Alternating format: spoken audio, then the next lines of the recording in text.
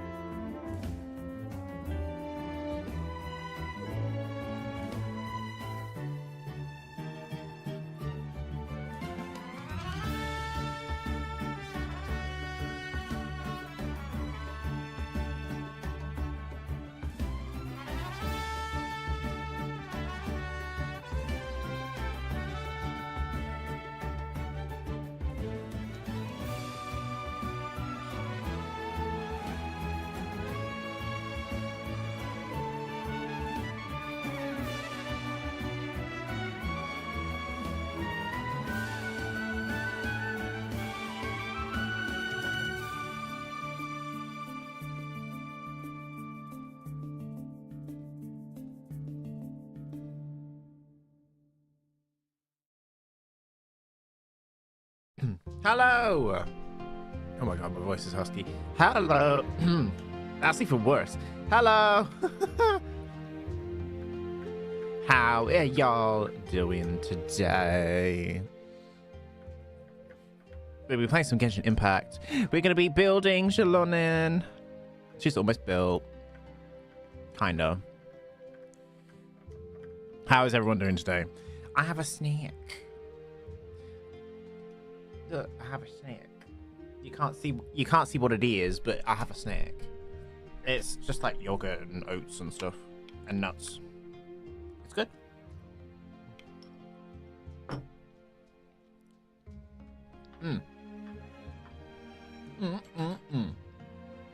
All right.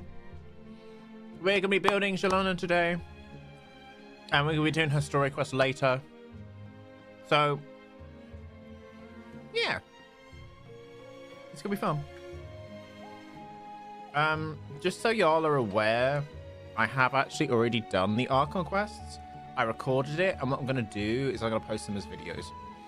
I literally recorded it last night, and my god,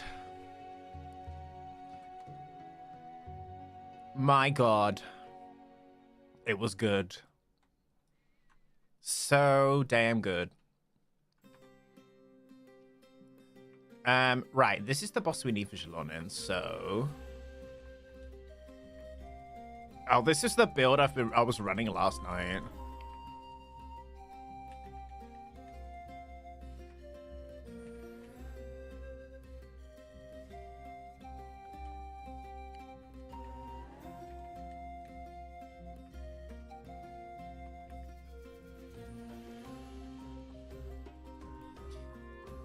Annoyingly, I can't get her books leveled up.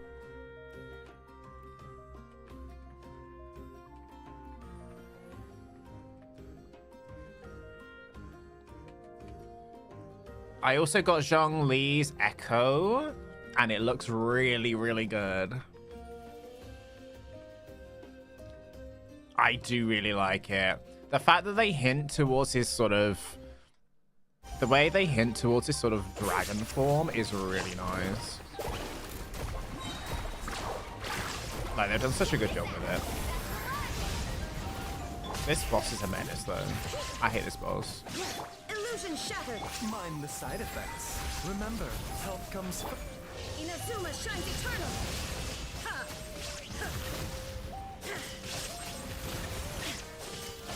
Shine down.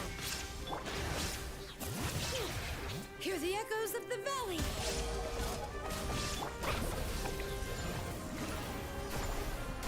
Come on. Meanie. Illusion shattered. All right.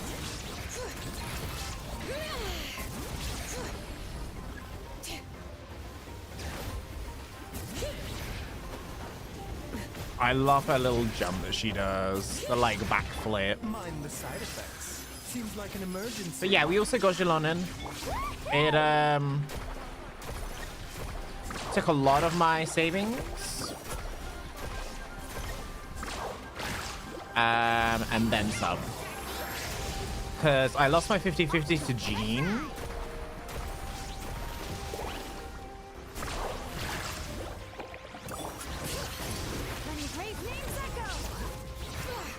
Yeah, I lost my 50-50 to Jean, and then...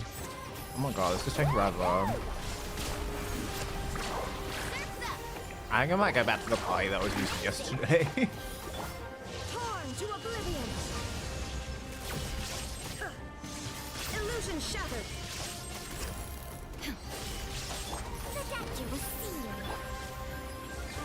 Oh my god, switch, please.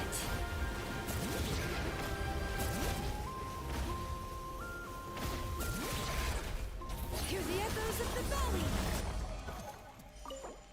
There we go.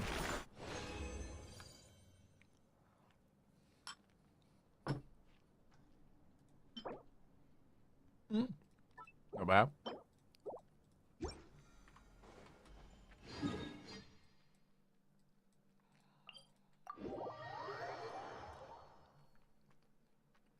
Not bad at all.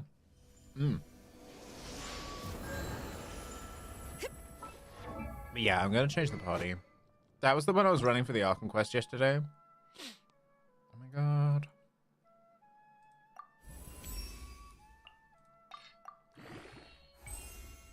Please. Oh my god.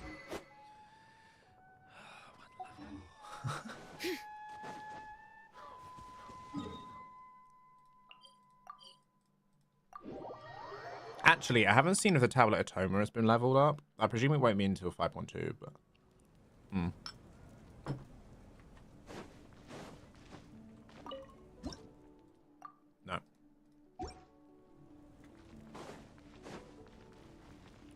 They said no. We'll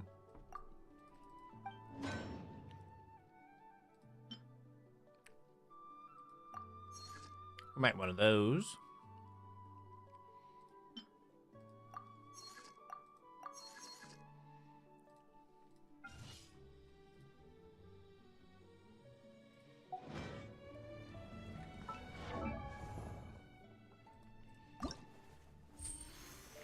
So I just need more of these.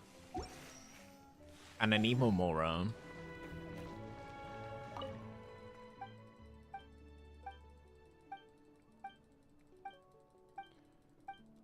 But yeah, the 5.1 Arkham quest is very good.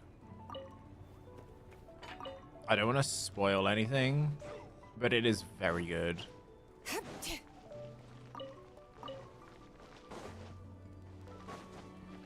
And a lot of the lore speculation that we had has been either confirmed or not. So take that how you will. Do the quest, find out for yourself. And then in a few streams we might do a lore dive. We'll do like a lore dump dive thing. Where we can go through all of it and find out what people think. What people think is going to happen in the upcoming versions.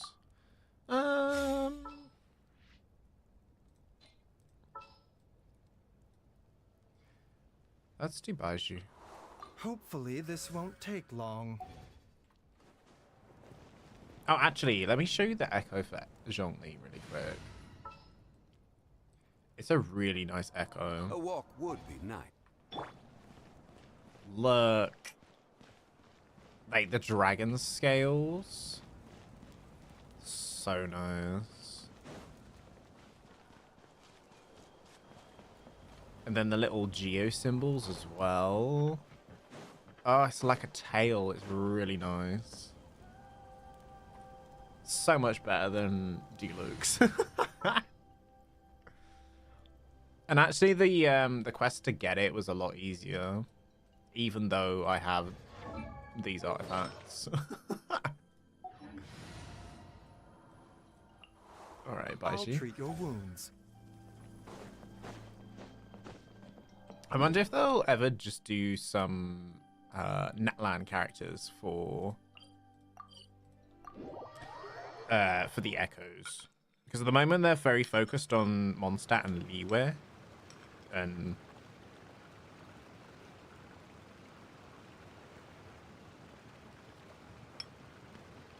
one Inazuman character.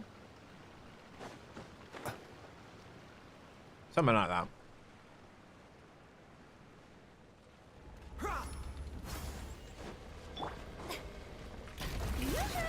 Mind the side effects.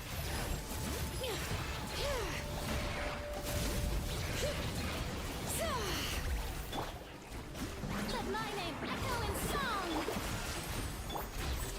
Taking a turn for the better. Bring it. Come on. Letting great names echo. A round of applause.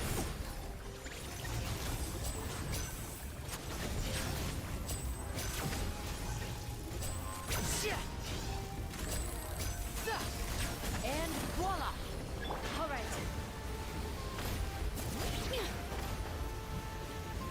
And she looks great with the Liyue wings as well, as all the Geo characters do. A bitter pill to swallow. Now disappear. I really hope, though, that Arlecchino doesn't come soon. Because I have no funds. Let's get this show on the road. Or Nublar. Step right up. Mind the side effects. Seems like an emergency.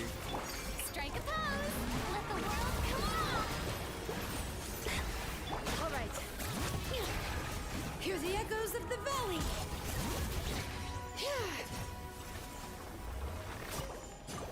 Okay.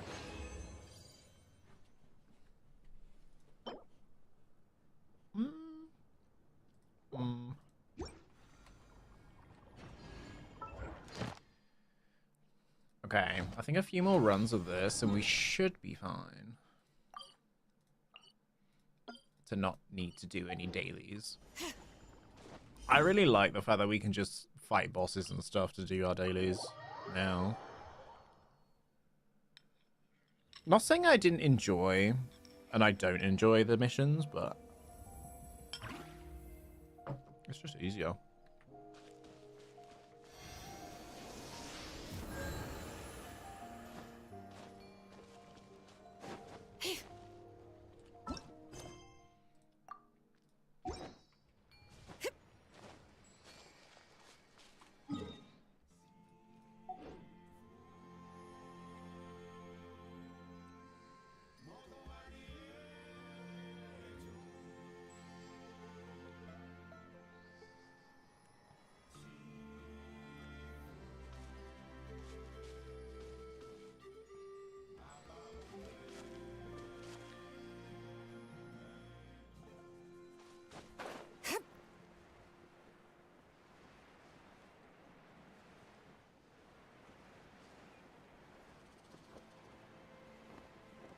Oh, God.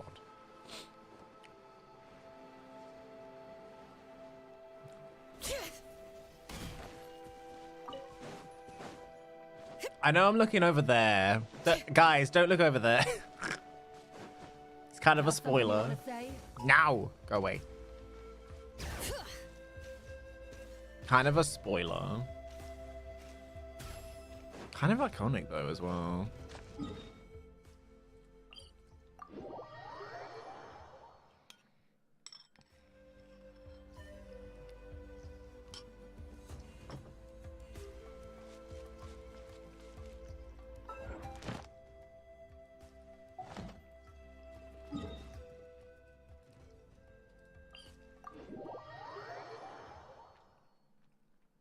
It's annoying because I just want to sit here and talk about the Arkham quest. But I can't.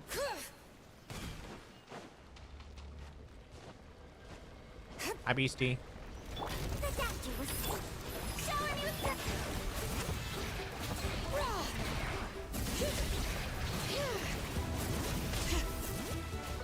And voila! Mind the side effects. All right.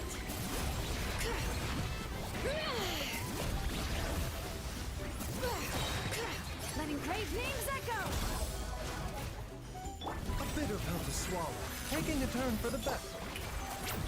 Now disappear.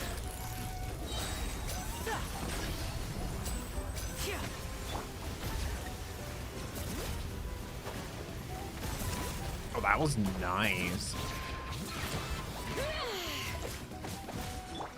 Time to shine. I still don't quite understand how Xilonen works. A round of applause. I'm still trying to understand it. Because she has a little skate ability. And then a roll. And then sometimes she comes out of the Night Soul state, and sometimes she stays in it. It's really confusing. Remember, health comes first.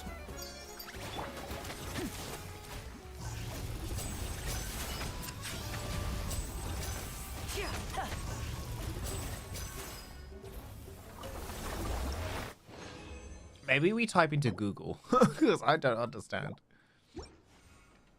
Is she ready for another level yet? No. Not quite.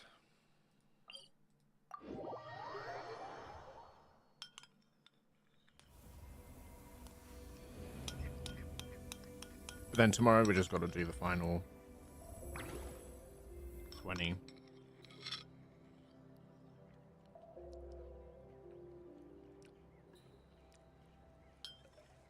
Almost done. This concoction I made is really good. So it's Greek yogurt, a bit of maple syrup, flaked almonds. I added some pistachios. What else is in there? Oats, like porridge oats, but oats. So long as the audience thinks that seeing is believing, there's no limit to the number of tricks I can pull off. A sprinkle of protein powder, but it's like chocolate powder, so.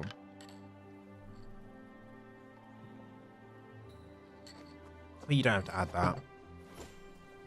I just added it for effect. Daily's done. Woo.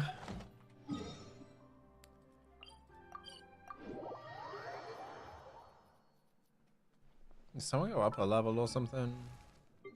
Ah, Xilonen. Oh, I should have done that on my friendship team.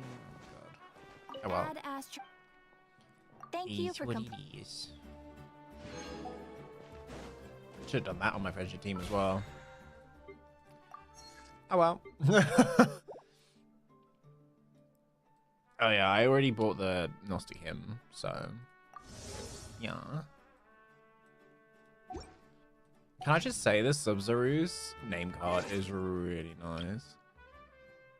Where is it?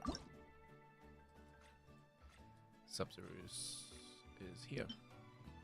It's really nice. Like the Aranara with the carriage. It's beautiful.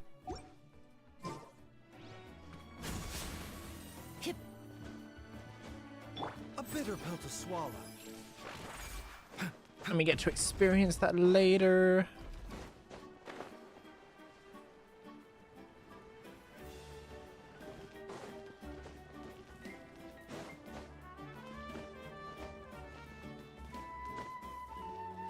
Mind the side effects. So, yes, some of the English VA voice lines are gone. Like, they just aren't there. Because there are a couple times where, so Kachina is affected, Kniech is affected. The rest is pretty much there. Ahau is not there either.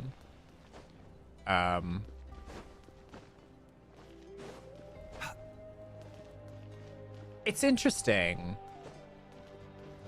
Because there's also rumors that when we get to the Sub-Zero's festival, none of the VAs for that will be available either.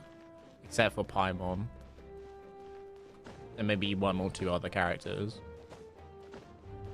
But it's like... Yeah. While I'm not happy with the situation, it's just a bit like...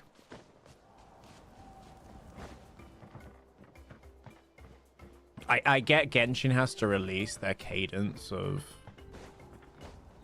content within a certain amount of time.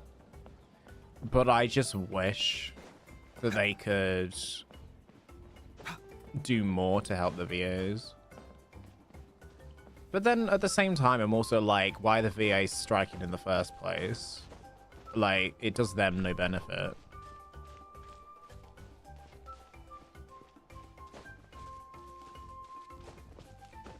Like, it doesn't make any sense. Because this is money they could be earning. Like, and trust me, being an actor is hard. Being a creative is hard.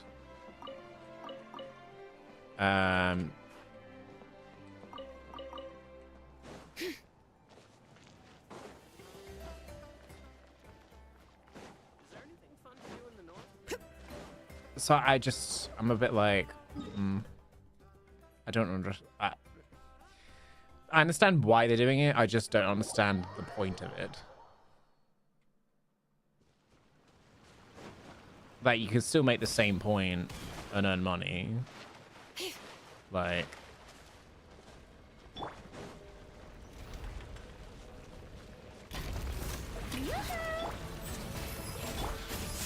right up. Like, I'm almost like, why does Genshin and the fans of Genshin have to suffer?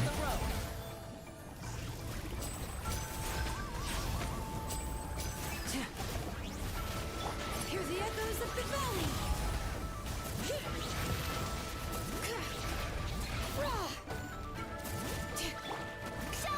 A bitter pill to swallow.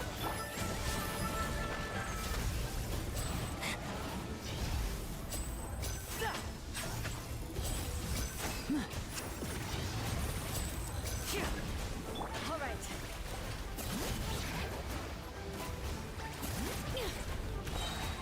Let my name echo in song.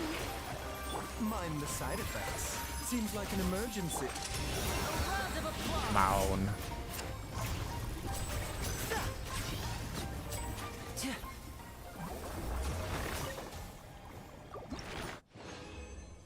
Because also they don't have that problem with like Wuthering Waves or anything.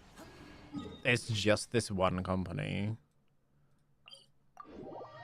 at the moment.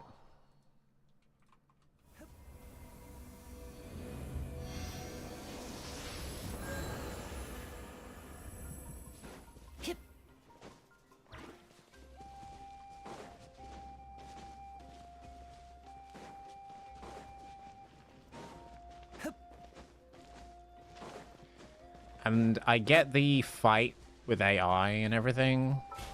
Trust me, I understand. Fully understand. That it's already hard. And having your voice taken over by an AI is not the best way. Or the best feeling.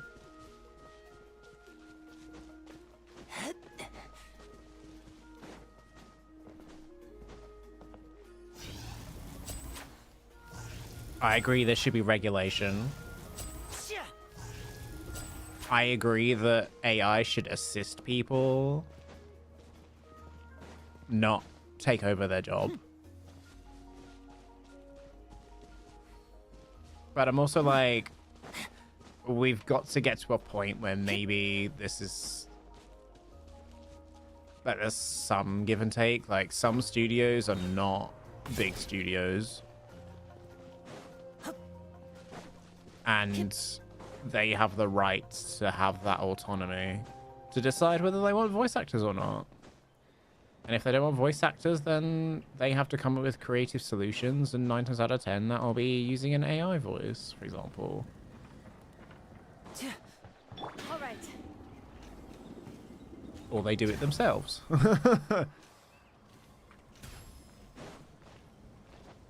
Wait, let me Google how she actually works, because I do not understand. How does she work? Xilonen? How to play.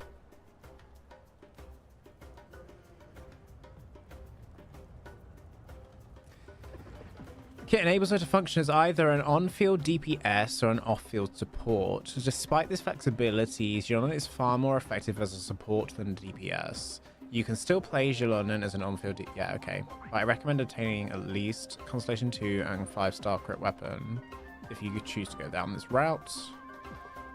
DPS Xilonen uses different combos than support.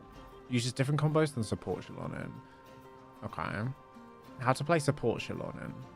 As an off-field support, Xilonen requires a team with at least 2 characters that are Pyro, Hydro, Electro, or Cryo.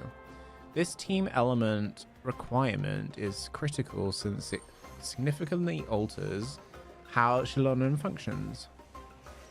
You can see whether your team qualifies by using Xilonen's skill and looking at the colors of the 3 triangles next to a Night Soul meter.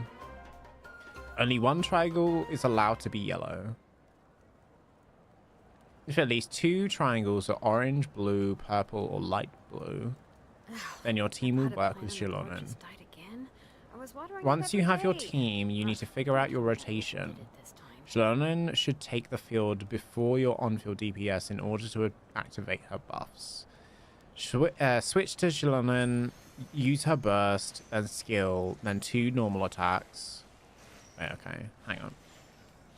Xilonen should take the field before your DPS. Okay. Use her burst, then skill, then 2 normal attacks. After 2 normal attacks, her Night Soul meter should fill up and disappear. If your combo is interrupted, you may need an additional or normal attack to fill up the meter, since it drains over time. Let's see. One, Xilonen's burst heals the on-field character over time, and filling up the Night Soul meter activates her debuffs. After you've finished her normal attacks, you can switch Xilonen out for your on-field DPS, who will then deal increased damage and enjoy some healing. How to play DPS Xilonen. I don't recommend building Xilonen as a DPS unless you're either a whale or just really dedicated. Her damage isn't amazing for a 5-star, but it is still good enough for most content. For reference, in similar teams, my DPS C0 Xilonen with Uraku Mitsugiri does about 30 to 40% more damage than my C6 Noel with Red Horn Stone Thresher. Your results may vary. Requires at least 2 Geo teammates. I recommend Goru. We should, Oh, okay, so DPS Xilonen needs 2 Geo teammates. So Goru, Albedo, or Chiori. If you like any of these, Navia, Zhongli, and Yunjin are also potential options. Once you have your team set up, try losing Xilonen's skill. At least 2 of the triangles next to her Night Soul meter should be yellow. After having 2 Geo teammates, changes how Xilonen's kit functions. Instead of normal attacks filling up a soul meter, the meter will constantly drain over time. Since Xilonen's normal attacks deal increased Geo damage while her skill is active, they will be her main source of damage. To play Xilonen as an on-field DPS, first rotate through your supports to set up their abilities, then switch to Xilonen and use her burst and then skill. Follow up with as many normal attacks as you can before her Night Soul meter completely drains. This will be usually 3 sets of 4 normal attack combos for a total of 12 hits. Okay. So basically, use her as a support. So burst, skill, couple normal attacks, switch. Right. Okay. Getting it. There we go. Oh my god. Are these available today? Can I do this today? Monday, Thursday. I can do it today. What does the other one do? This is the sun one. Yeah, we need to do this one.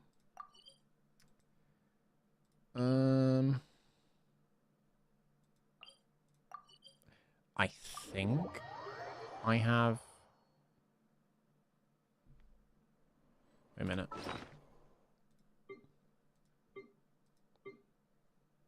The Mora should be fine.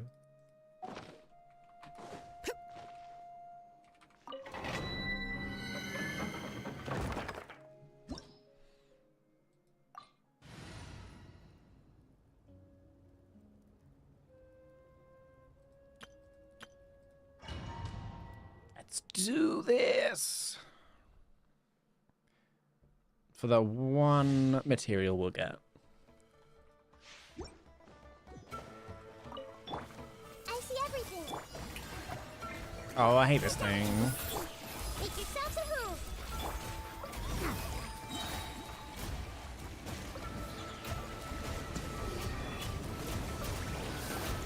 Let the mighty be humbled. Settle down.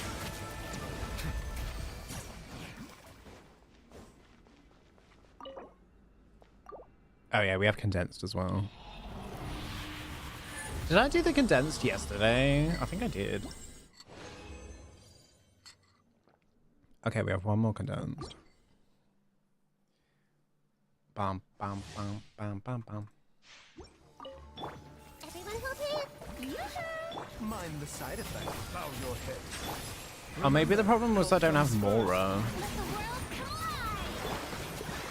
the world collide. We'll do the last 20 as Mora.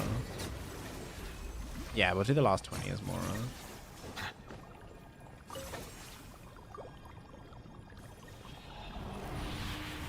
Because I've almost run out. I love running out Mora. It's such a fun experience. And it makes building Xilonen that much harder. Where is it? It's over here. Let's go. Bum. Oh. Where? Oh, up there.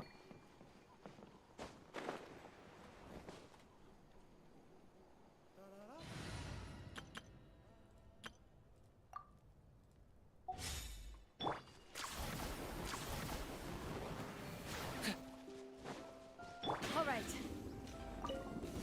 Show me your name's Echo.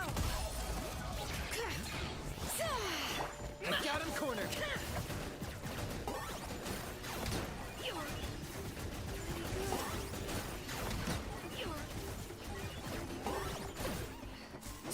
All right. Action epic wave! Not the Saurians being the ones left.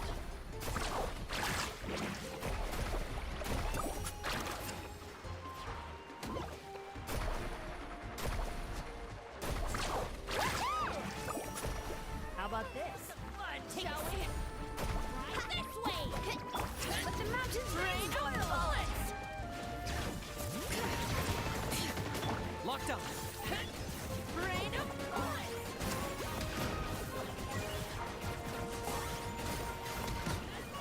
Rain of bullets!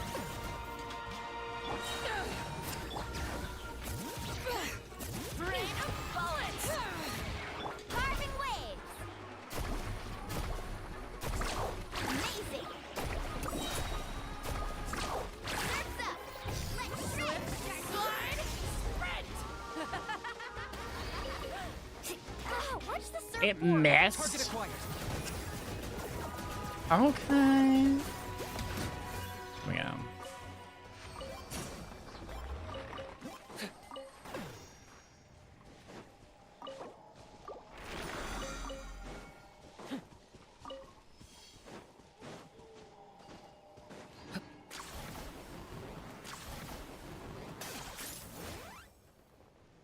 Nice.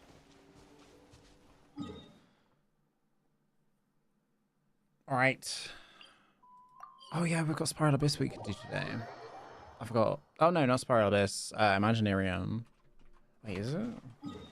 Yeah, it's Imaginarium. I haven't done that yet. All right, let's look at her weapon bits.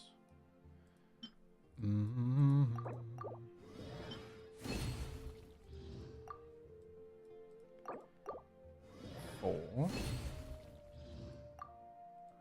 Okay.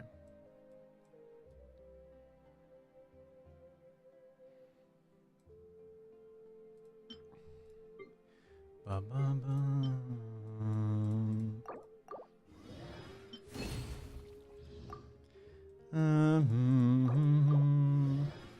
All right. These need to go to Geo.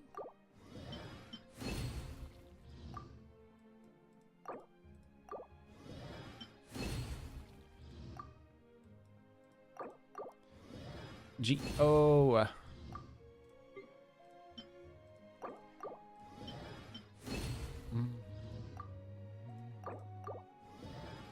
Alright. Do I have enough? No. Need two more.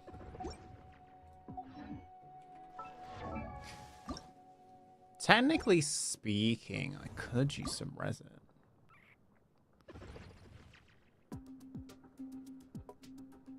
Because we only need 18.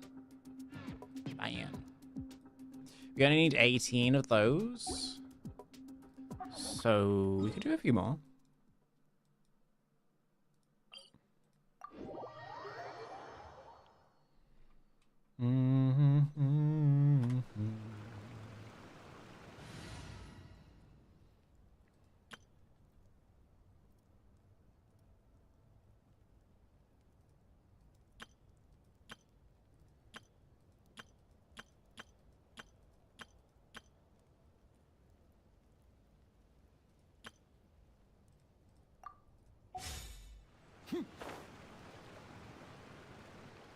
God, that glider looks so good on Linny.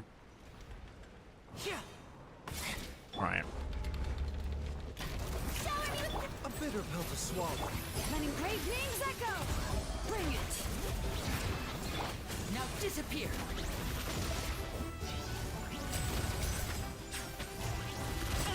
Ow.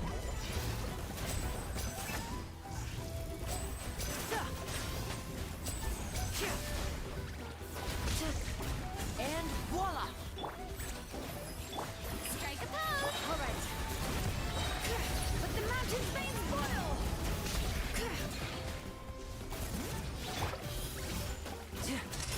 Let's get this show on the road. All right.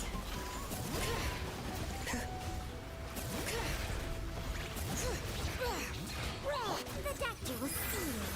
Taking a turn. Yoo-hoo! Let my name echo in song. Now disappear.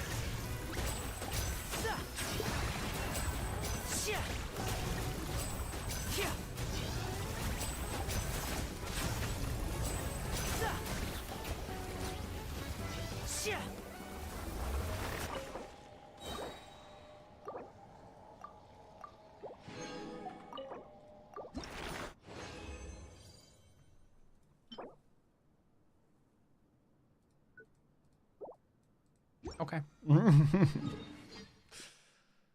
Okay.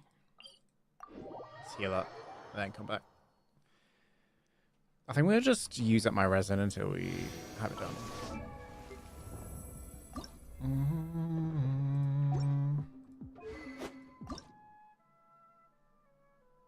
Yeah, we need this as well.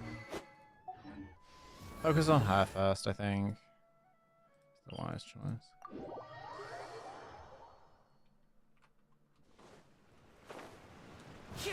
Dun, dun, dun, dun, dun, dun, dun.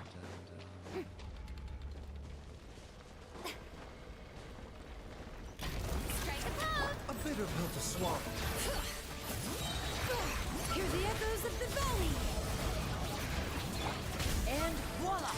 Here comes the finale.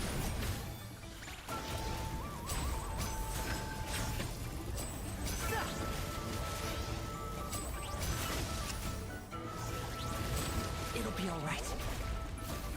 Step right up. Mind the side effects. Seems like an emergency. Yoo-hoo! Let the world come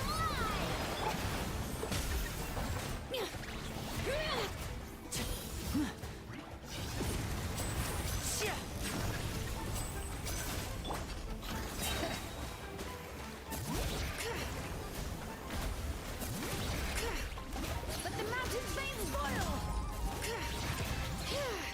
Now disappear. Let's get this show on the road.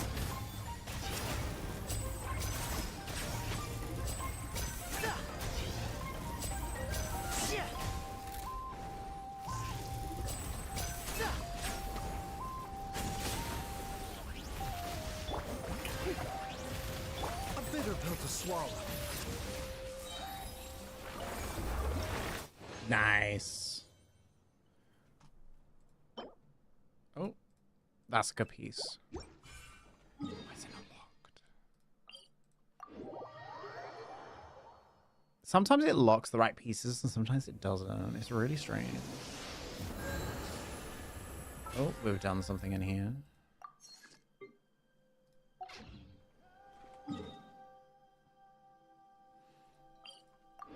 Okay. One more. Strike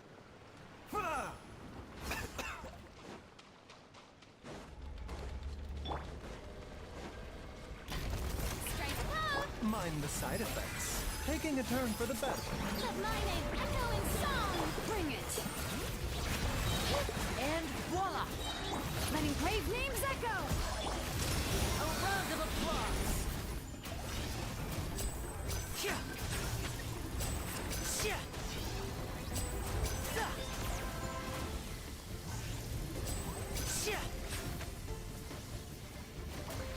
Now disappear.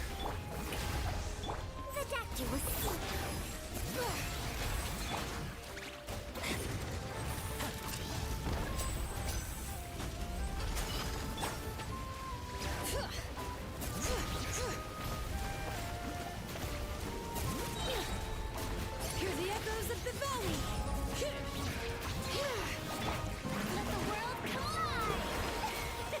Mind the side effects. Seems like an emergency.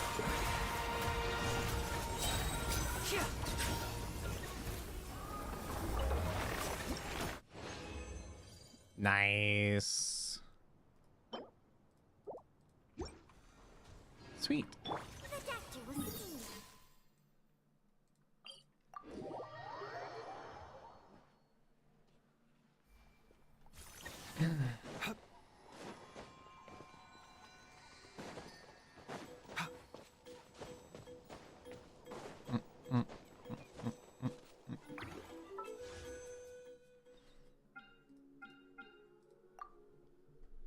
Why is my pity on those?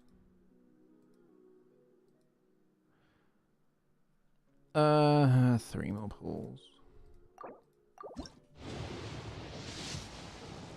Damn it, no 5-star, no 4-star. Dang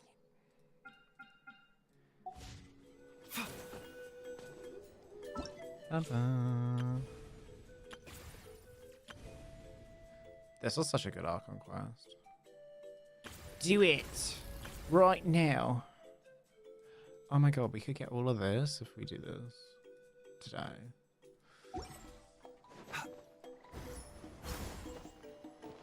Mind the side effect. Well, that was the plan for today, so...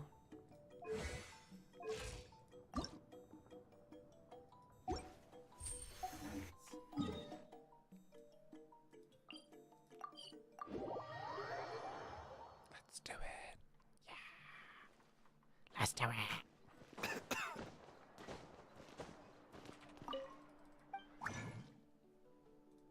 God, I love being poor in Genshin. It's so much fun. So much fun.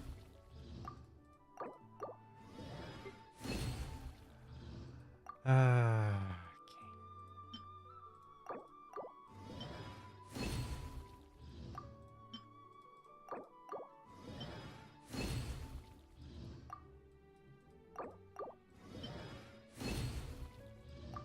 Oh, I could take out 2 right now.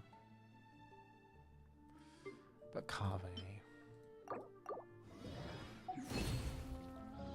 Kave's too precious. He's been waiting a long ass time to be leveled up. So need more Mora. I love being more of her. It's so fun.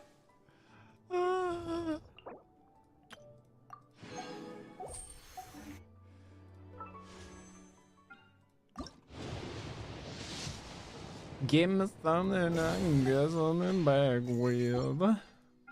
Flop. Damn it. Yeah. Damn it. Get something back with. Scoob.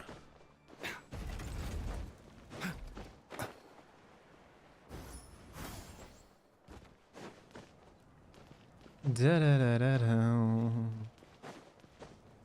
The doctor will see you now.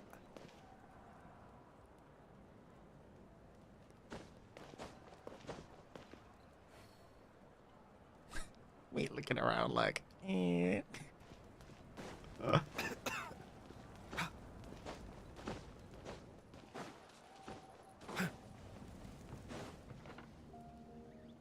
There it is.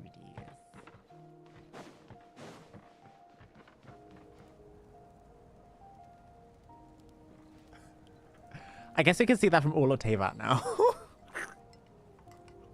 Not just Natlan, everywhere.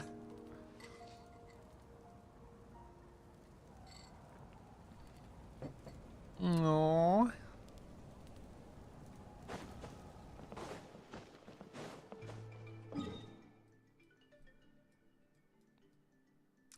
All right. I think it's almost time to do the story quest. What do we think? I just want to go and see if we can see it from all the way over here.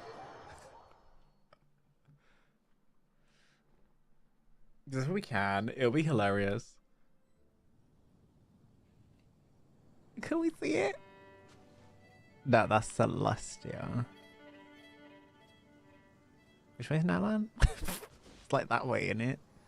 No, there's a big mountain in the way. Hang on. Oh no, it's the other way. It's like that way. Wait, you see it? No, it's this way. No?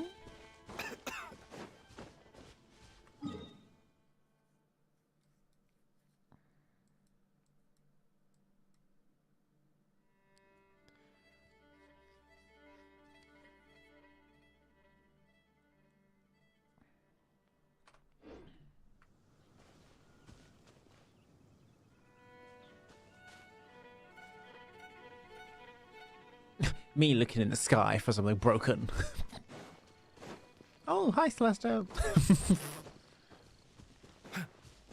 Where is it?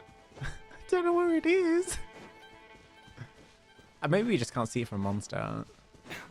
Maybe we just can't see it from outside of Natlan. That could be a possibility.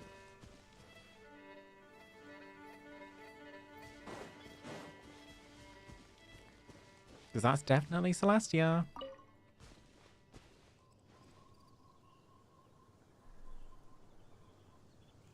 Where is it?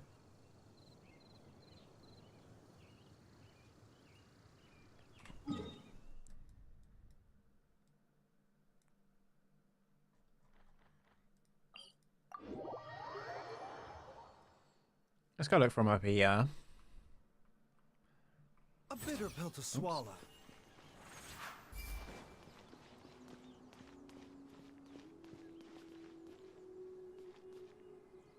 A minute.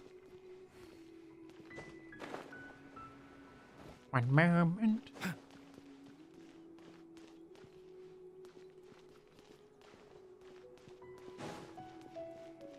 Chasm. What's that? Fontaine's over there. So that should be Natlan. And there's a giant cloud in the way.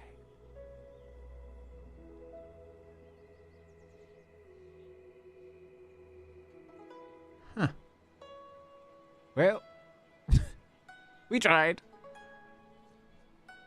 They just put clouds in the way all the time.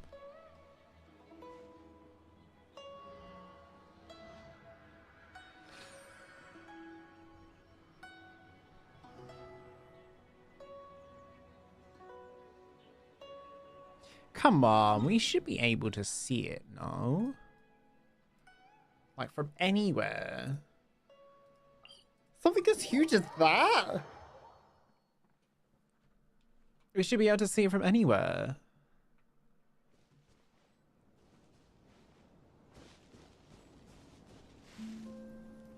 No? It's that way.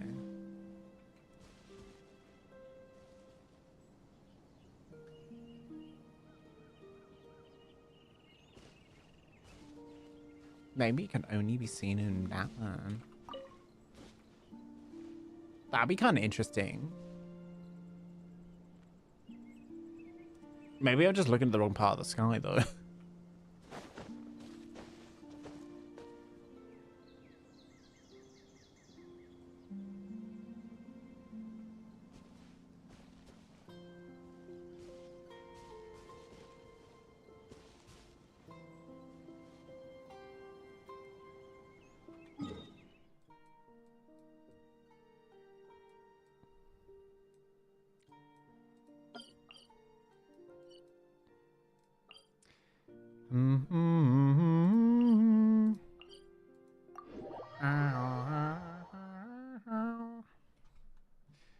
Let's see if we can get up to the top. I can't remember how to get there.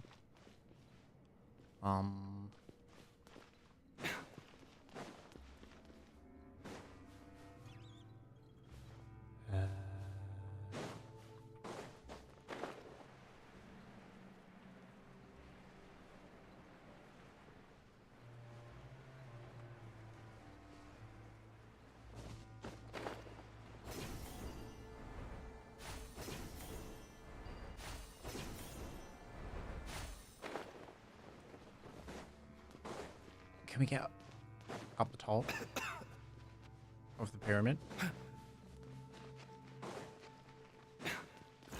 Sorry, busy. Bye-bye. Yeah, didn't mean to come here.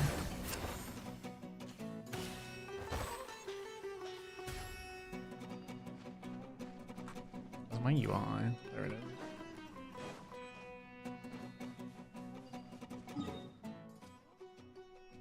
I forgot how to get up there. That's weird.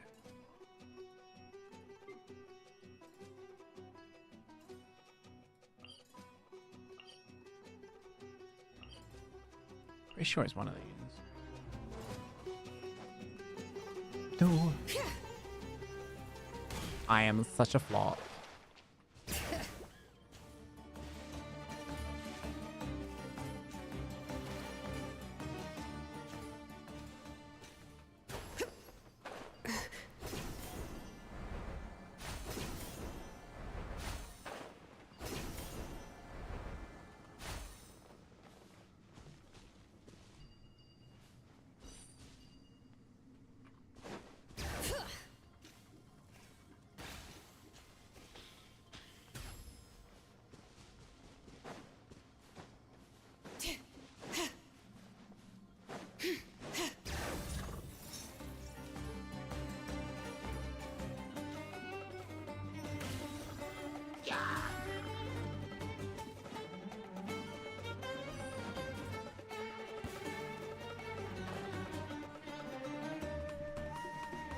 I forgot how to get up there.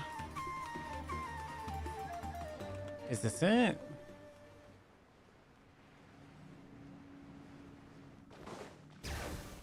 I have a feeling it isn't. Maybe.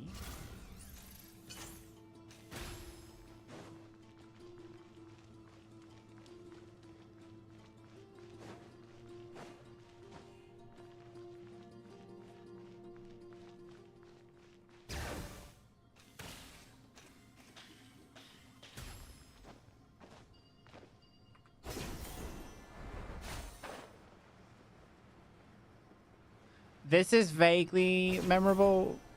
I know this room. This room was up high. Oh yeah, this is it. This is it.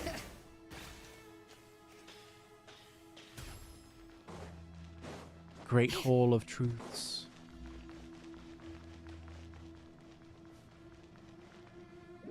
Yeah. The temperature's just right. Ah, but this isn't the best spot to lie down. Wait, she loves hot weather. That's kind of crazy.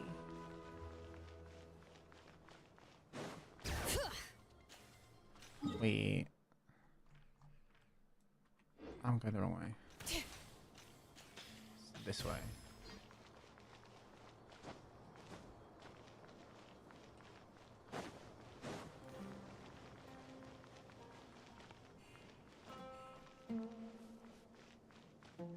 There you go. Natlan. Now, where's my rock in the sky?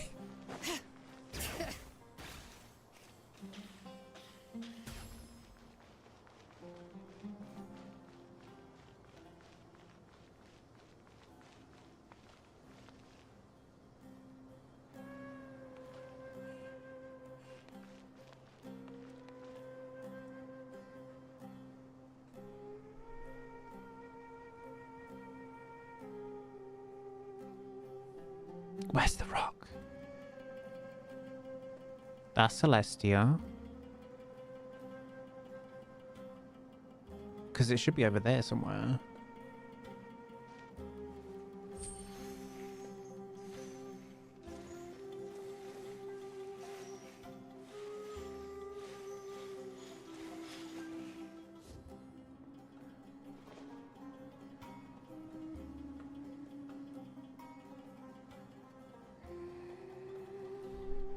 So, this over here on the left, the big mountain.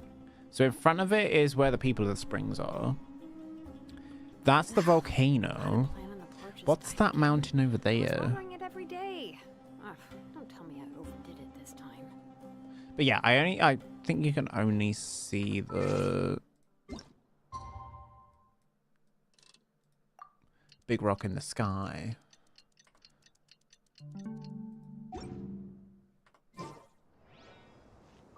In Natlan.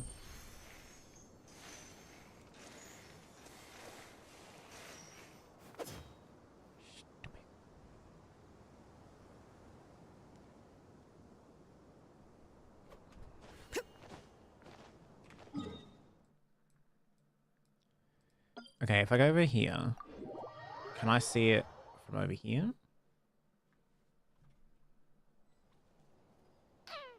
Yes.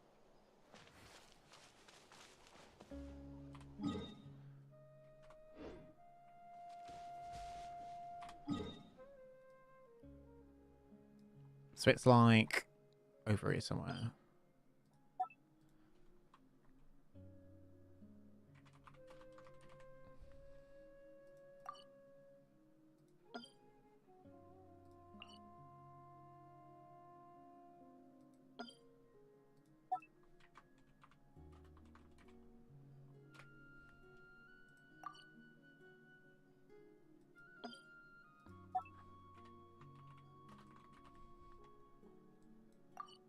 Wait, you can't put marks outside of the map now?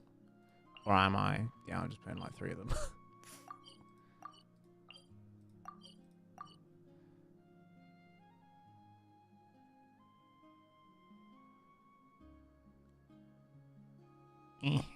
So over here. Somewhere. That's the direction I need to look.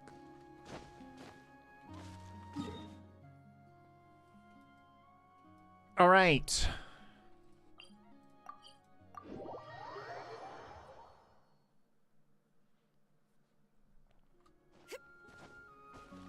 So you can see if you're close to Natlan, but you can't see it, say, over here.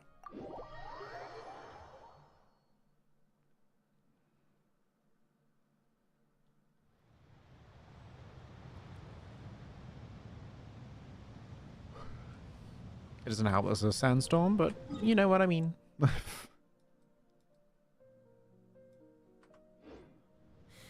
how many forging? Can't even see it from over here.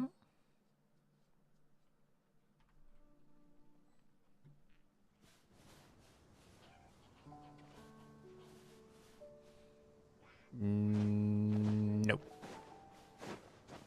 Bring it!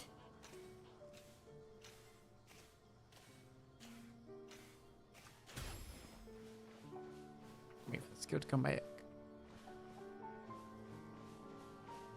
Is it because it goes in on it? So that's really sad.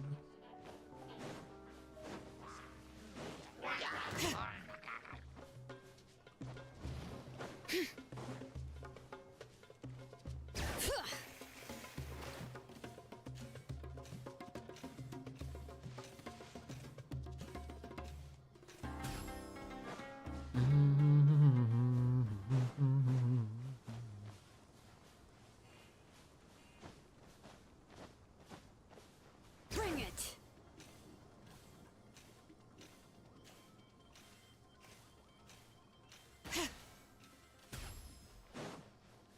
So you can't actually... Yeah, so you can't see outside Outland. Yep.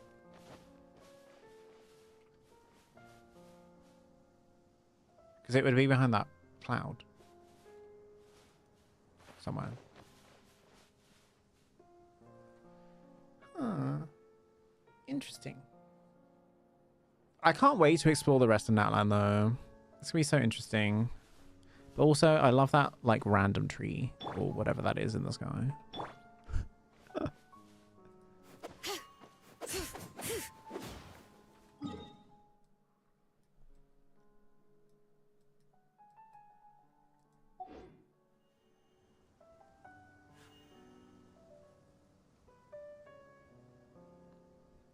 there's the volcano and then there's another place. So I guess we'll see what happens there. Anyway, let's go do this mission because I haven't done it yet. Right.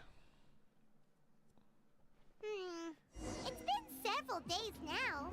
Wonder if Plasoli has finished making the Blaze Gem inscription. Since Nishka's birthday is around the corner, let's go to the tribe and buy some things, and then pay the family a visit.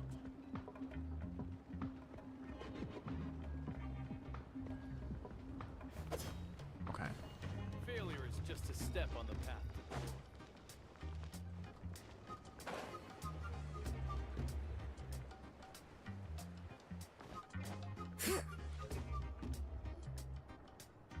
Not climbing into that, please. Xilonen, good thing you're here. I'm wondering if I can...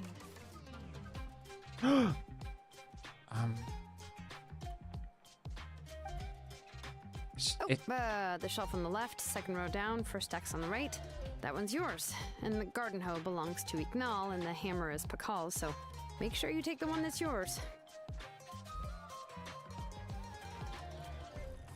Is she like resting? I haven't even said why I'm here. But looks like you're about to head out for a break.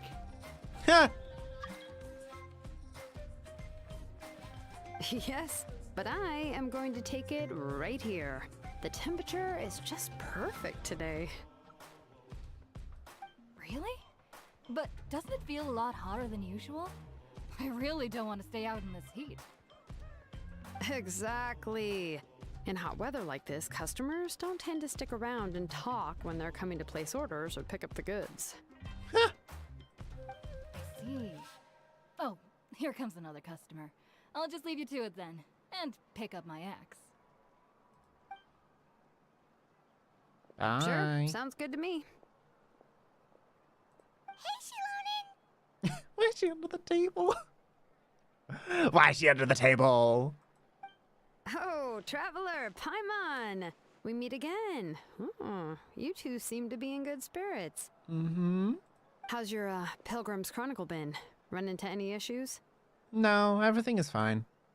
Oh, good. It was also my first time receiving a Pilgrim's Chronicle, even though I've already turned it over to you. There are still a lot of things that could go wrong, so I wasn't sure if there'd be any issues. Huh? So, what are the chances that something might still go wrong? Pretty high. Well, less than the chances of Mualani accidentally falling off a spiritway, I'd say. Oh, well, that definitely would never happen. Right. I found the Xilonen. Thanks a lot. By the way, Nitchka's birthday's coming up real soon. Are you planning to visit her? I've prepared a gift and was just getting ready to take it to her.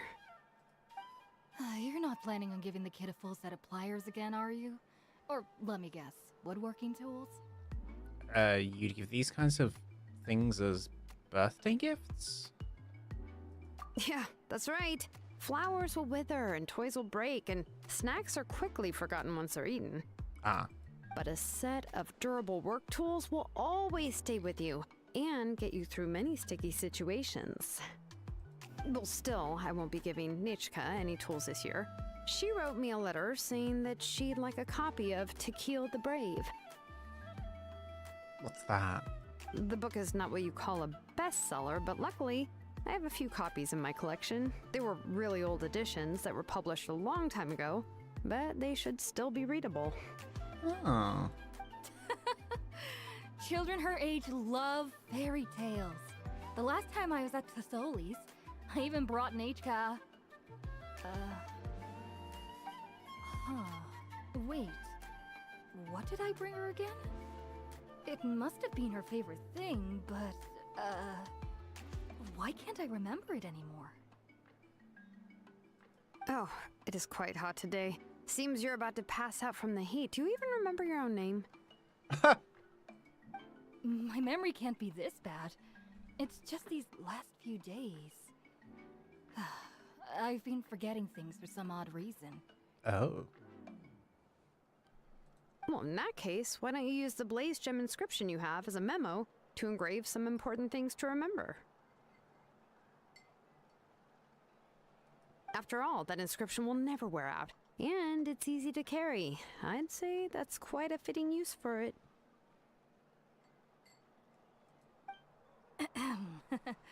You do have a point, but my inscription is almost already full. Did you include all your relatives' names too? No. I engraved some wishes on my blaze gem inscription. Oh. You know, just some dreams that I have for the future and things I'd like to accomplish one day. Even though Tasoli has said that from an aesthetic point of view, it would be best for people to keep their inscription short, this blaze gem inscription was still made by a name engraver, the forger of ancient names themselves. Everyone thinks that the inscription she made might have some wondrous powers. So, many people who bought blaze gem inscriptions engraved their wishes and dreams on them, in hopes that they would come true. Sounds kinda like a wish granter. But if you do that, won't everyone be able to see your wishes and dreams? I was just wondering the same thing. Don't worry. We usually ask Tasoli to add the inscriptions for us. She has a unique method of engraving. With her method, the light must be at a certain angle in order to see the text. Oh. Without the right angle of lighting, the blaze gem inscription will just look like a pretty stone. That's true. In the end, a blaze gem inscription is essentially just a piece of rock. It doesn't have the power to grant people's wishes. Making wishes to it is like shouting into an echoing valley. The only one who will answer is yourself. But using it as a journal for your wishes is also fine. Carrying them with you and taking a look from time to time can be a good source of encouragement. Well, as long as you don't suddenly change your mind and want to take your wishes back, that is. These things are extremely durable. It would take a lot of effort to change the words. And I don't think anyone would willingly part with it either. They're not cheap and very hard to get. If you ever lost it, you'd just be filled with regret. Still, it's really strange. Given Auntie's skill, how could it take so long for her to make one? Oh, well, I hope someone didn't give her an idea of making fewer and selling for more. I know just the person who would do that. It's true. Chevin would totally have put that in her ear. Still, I don't think it's such a bad thing for Tasoli to make some money by selling these. At least she and little Nachka are better off now, and won't have to worry about the cost of treating her illness anymore. I was really worried about their family at first, and was even planning to send them some...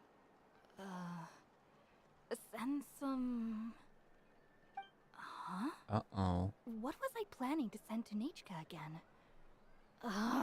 This memory of mine. All right, if you stay out in the heat for any longer, I'm afraid even the inscription won't be able to save your memory. You should, go back. Yeah, get some rest. Right.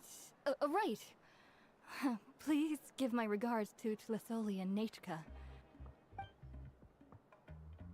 I feel like this is going to be a larger problem. What's going on? Maybe I should go talk to Ernly to get some medicine.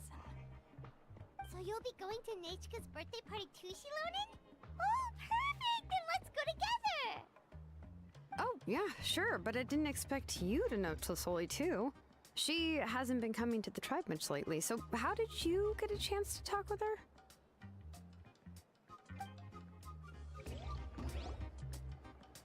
You explain your encounter with Tlisoli to Xilonen. Oh, so that's how you met her. She even wants to use volcanic crystal as a forging material. Guess she's really pulling out all the stops for her daughter. We also wanted to get a gift for Nechka, but we have no idea what she might like. Then let's just go and ask. Come on, I want to give her the book anyway. Aww. Huh? Wait a second, aren't birthday gifts supposed to be a surprise?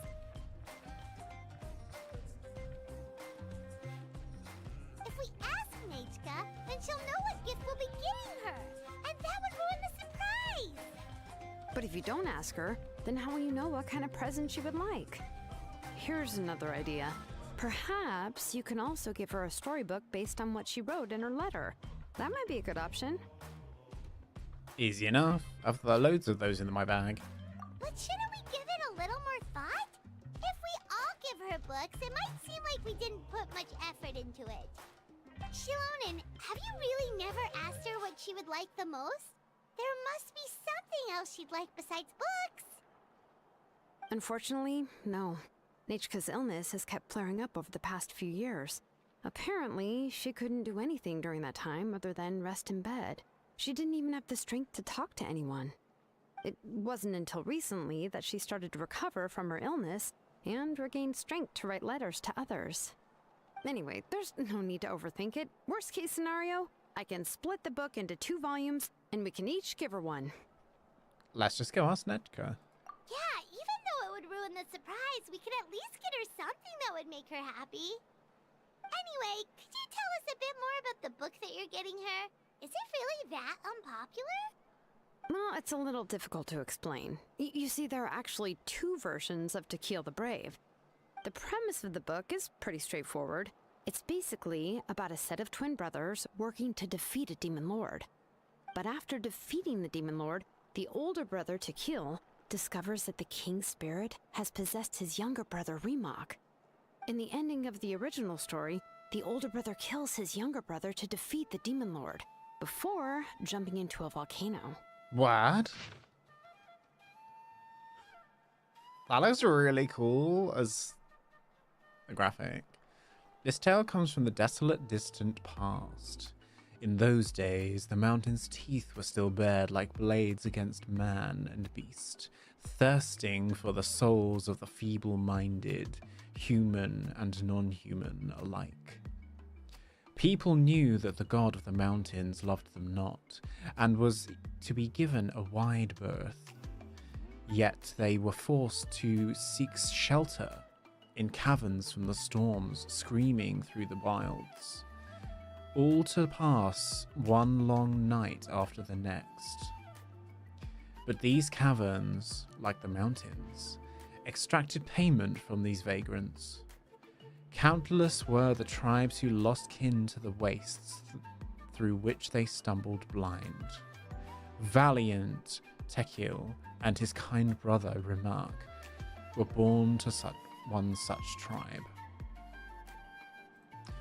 At the hour of their birth, a long, troubling night reigned inside and outside the caves, and though the campfires around which the tribespeople sat flickered, none were comforted by their light.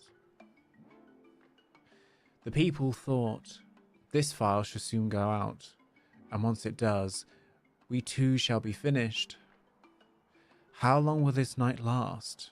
I'm cold and hungry too. Let's hurry things up then. Quickly, let me walk into the night. Better than this torment. Oh, you poor children. You poor, poor children. Yet Tequil and Remark did not announce themselves with the sorrowful cries as the other children did. Instead, Tequil stared into the cavern's depths.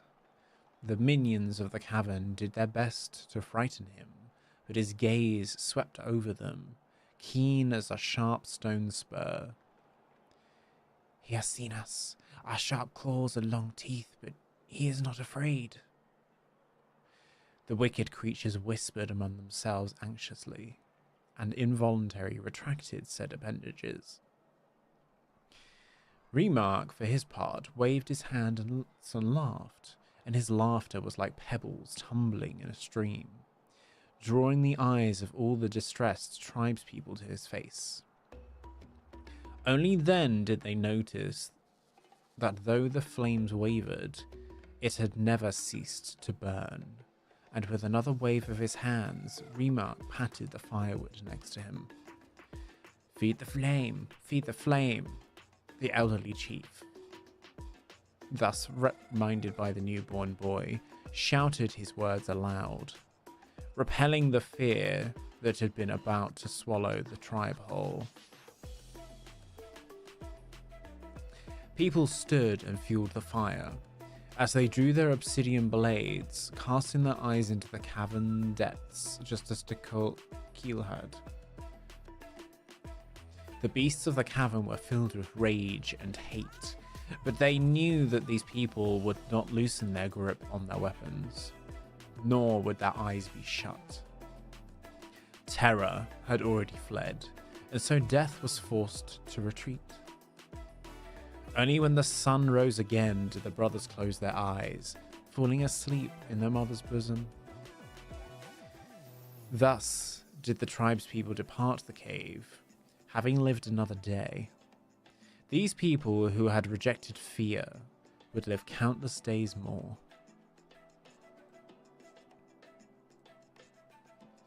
Yet the defeat of her evil underlings caught the eye of their master, Coatlicue.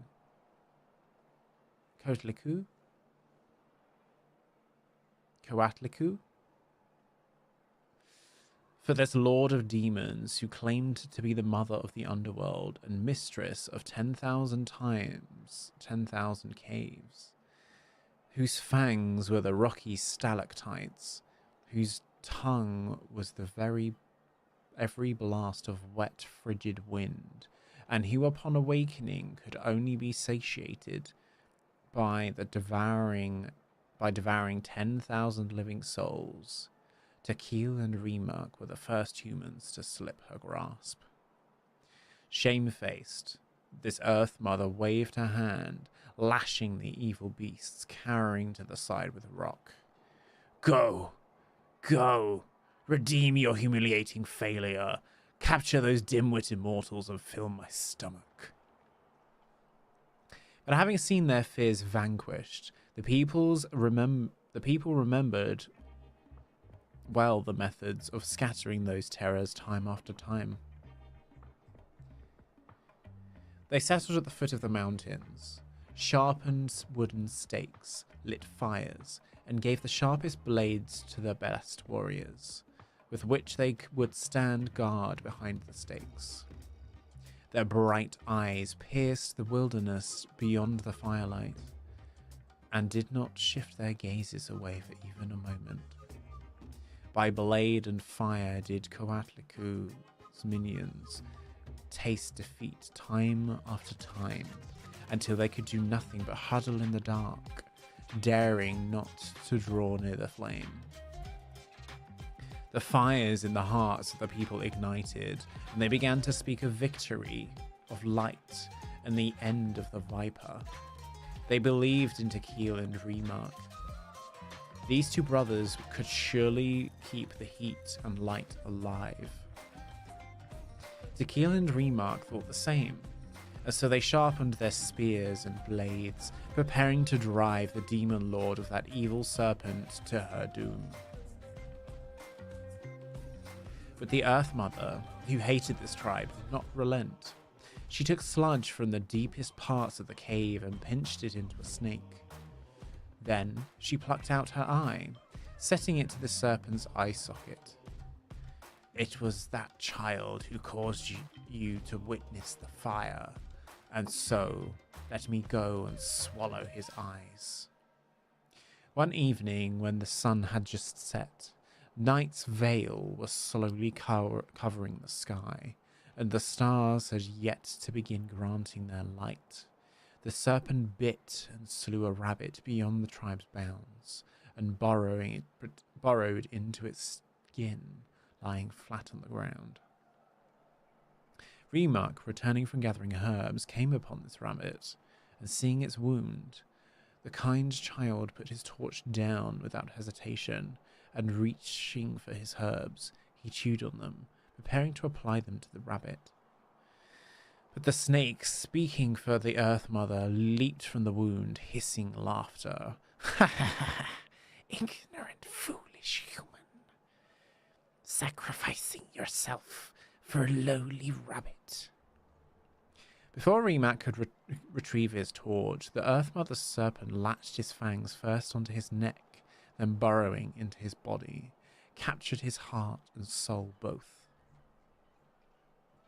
The defenseless sentries were the next to be murdered by the Earth Mother, for they greeted Remark just as they always did when he returned from gathering herbs, only to be pierced through the heart by the serpent, dying on the spot. The entire tribe's fires were put out, and amidst the shroud of darkness, death and terror were resurgent. The Earth Mother spat the snake out, and through poisoned fangs she cried, "Behold! Behold, you arrogant fools, and kneel as you should in the dust." But the sound of a rock being struck cut her off, for Tequil, who had been sharpening his obsidian blade, used it to create sparks that set his tent alight. He raised his blade and charged forward, letting fly his blade at the Earth Mother's messenger.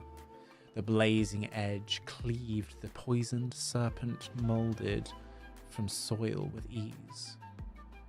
But as Tequil was about to follow through, he saw his brother's eyes and the blood staining his brother's hands. That instant was all the time the wounded viper needed to escape. Yet nigh fully charred, it was still, and the Earth Mother's eye reduced almost to ashes.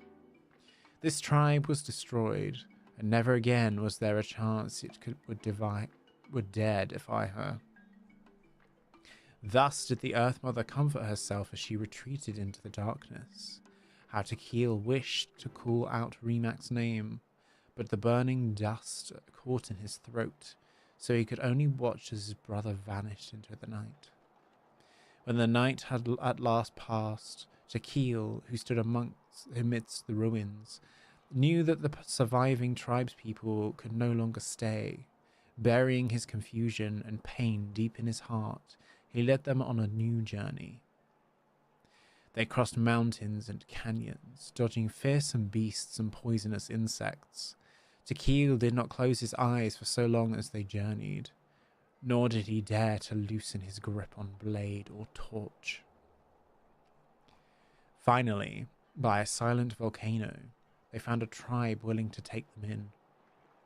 Only after he saw the last of his tribe peacefully fall into slumber under the old shaman's care did he relax and collapse to the earth. When he awoke, he found himself in a blazing cave. The lava that surrounded him undulated with an erratic pulse, as if the very mountain was slowly breathing. When he stood up, the lava boiled and bubbled, and a rumbling came from all directions. "Do not search for your brother. His eyes have been devoured by the cunning serpent. But I must save him, and pursue that venomous snake also." His words echoed through the cave, but the goddess of mountains and fires was silent.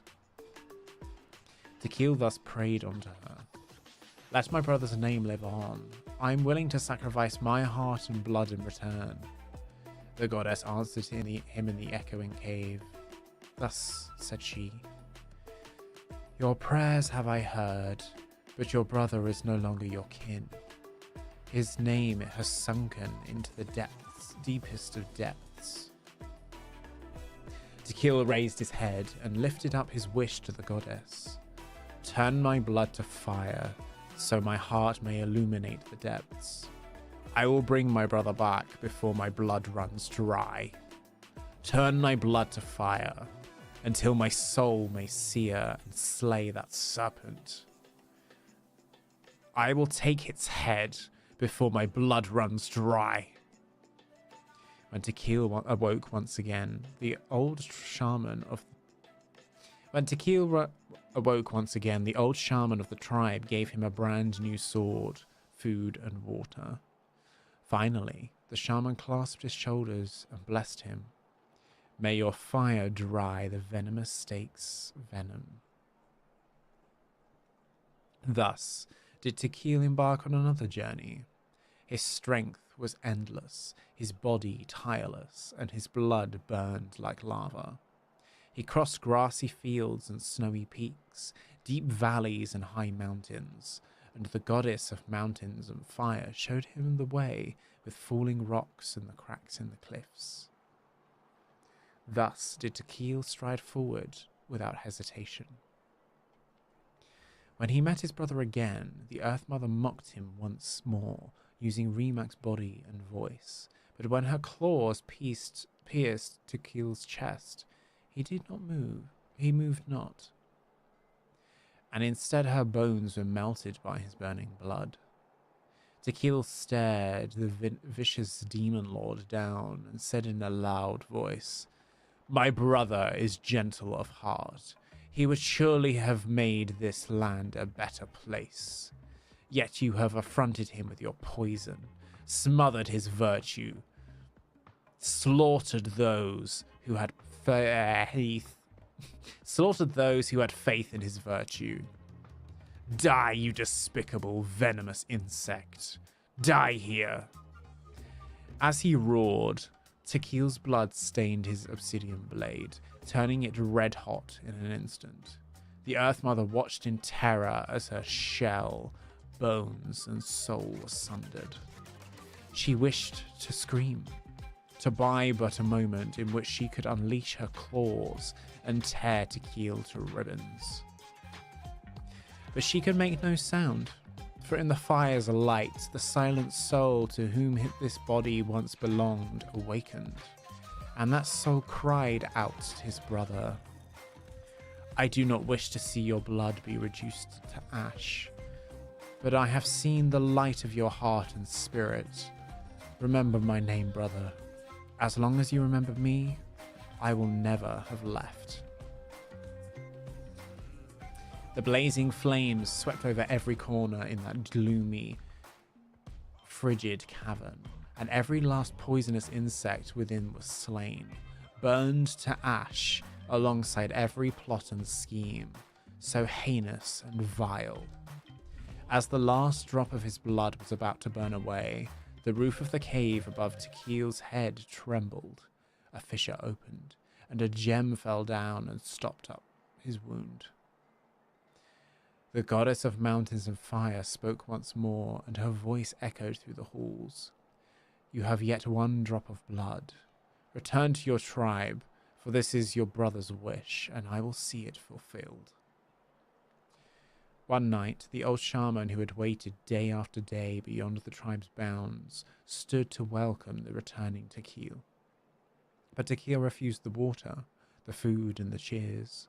Instead, he simply said, "The venomous snake is slain, and I am victorious. But I shall soon depart along with my brother." He took the gem from his chest, placed it upon a torch, and walked up to the silent volcano. "I have but one drop of blood left, but it was not left for me, but rather for justice and fairness, for the good and the brave. Use it and light a fire, a flame that will never be extinguished." Having said that, valiant Tequil leaped into the dead volcano. The earth was shaken by his heart and blood, and the volcano's own heart resumed beating, the blazing lava once more beginning to flow. The volcano lives, as does the bravery of all the tribes. So this story feels like the sort of origin story of Xbalanque and how he became the Pyro Archon. I remember there was one line that was super popular at the time. If I still remember right, after being possessed by the goddess Coatlicue, Rimac said, "I do not wish to see your blood be reduced to ash, but I have seen the light of your heart and spirit. Remember my name, brother. As long as you remember me, I will never have left." So what about the other version of this story? The other version was released only recently. The author heard a suggestion from someone and suddenly decided to try and make a stake in the fairy tale market, so the story was revised. In the revised version, the brothers killed the demon lord together and both survived. According to the author, this gave the story a happy ever after kind of ending. Aww. However, the revised version was not well received. After a month on the market, it had hardly sold any copies, and the books were collecting dust on the store shelves. The store owners desperately tried to get rid of the book, and have resorted to all sorts of promotions and discounts to sell it. Even now, the only edition of To Kill the Brave you can find in the market is the newer one, whereas the older edition is nearly impossible to find. Anyway, I couldn't bring myself to give such a poorly rated book to Nechka, so I spent a few days looking and managed to find a few copies of the old edition in a warehouse. I picked out a copy that looked relatively new and wrapped it up as a present for Nechka. If you're interested, I can give you this extra copy to read. The pages are pretty old, though, so please be gentle with it. Oh, and here's a copy of the newer edition, too. They gave me a free copy when I went to buy some chocolatl. So that's how they're trying to sell off the book. Could it really be that bad? Even Paimon's curious now. That's 2 more for the collection. You can read them to me while we're on the road, Paimon. Okay, but you'll have to carry Paimon for a while. Once Paimon's done reading it herself, she'll read it out for you. Let's get going. Tlasoli lives pretty far from the tribe, so it'll take us some time to get there.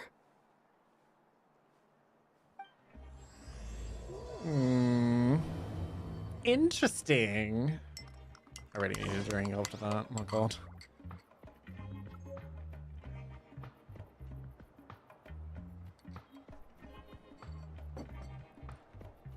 New books. Books. Wait, they are here. So this is the old copy, which is the one we just read, right? Yeah. And this is the new copy.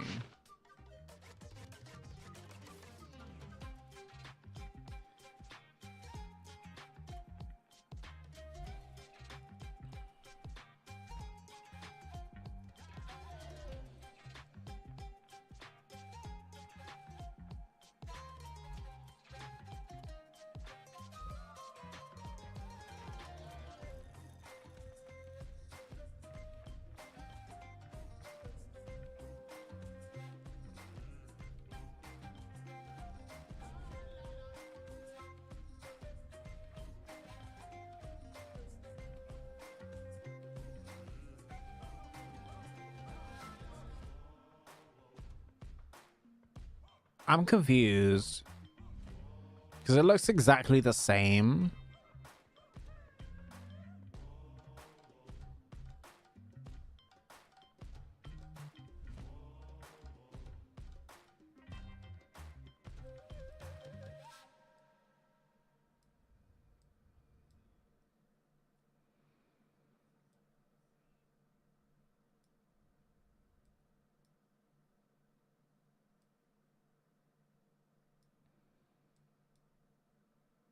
This is exactly the same.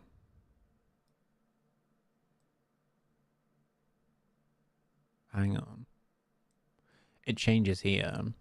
When he met his brother again, the Earth Mother mocked him once more, using Mimat's body and voice. But when her claws pierced Tequil's neck, he moved not, and instead her bones were melted by his burning hands. Tequil stared. Yeah, you could have run him with your poison. As he roared, Tequil's blood stained the obsidian blade. She made no sound. Oh, hang on. The Earth Mother watched in terror as her asunder. She wished to scream, to buy but a moment in which she could unleash her claws and tear Tequil to ribbons. But she could make no sound, for in the fire's light, the goddess of mountains and fire opened one eye, causing the silent soul to whom this body once belonged to awaken and grasp the snake by the neck. The goddess cried out, "You vile snake, you wicked shade, be driven out by the light as you should." The blazing flames swept out over every corner in them. Yep.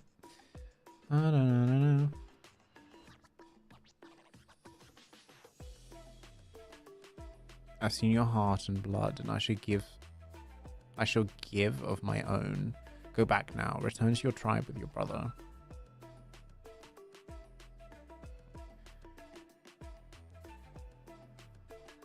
Yet this heart and blood shall not be left for you, but rather for justice and fairness for... Yeah. Malcolm the returning Tianak and his brother Rimac. They took the offered water and said the venomous snake is slain and we are victorious. But our hearts... Okay, so this is not too different. Like, they just returned together. Didn't actually die.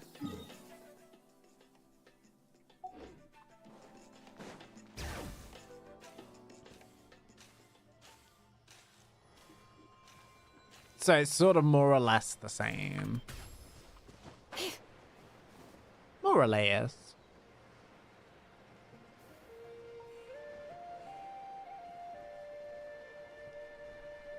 There's only like a few lines and it's mainly dialogue that has changed in the end.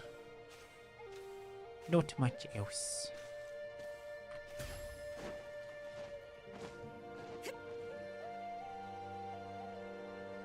Go on now, Yengu. Nachka is still resting. Aww. I love this saw. Twisoli, we're here!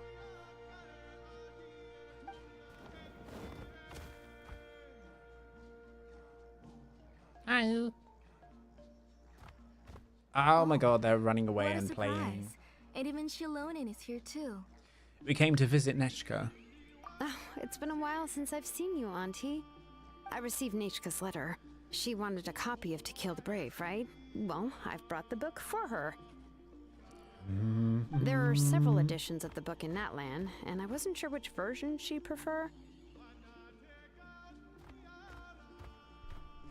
I asked a messenger from the Scions of the Canopy. It seems this softcover edition is one of the most popular options, so I brought it for Nachka. You haven't changed a bit, Xilonen. Let's go inside. I was just boiling some chocoatl, so you can all try some. Xilonen used to love drinking chocoatl. When she was little, she would always have several cups every time she came to visit me. What is chocoatl? You were already a big girl by the time I finally had my Nachka. Alright, for now let's... Oh. Oh. Oh, Auntie, let's go inside. Traveler, please help me get her into the house. Sure thing. Oh, Paimon will help too! Be good, Yengu, and don't get in the way. All right, let's get indoors. Watch your step, Auntie.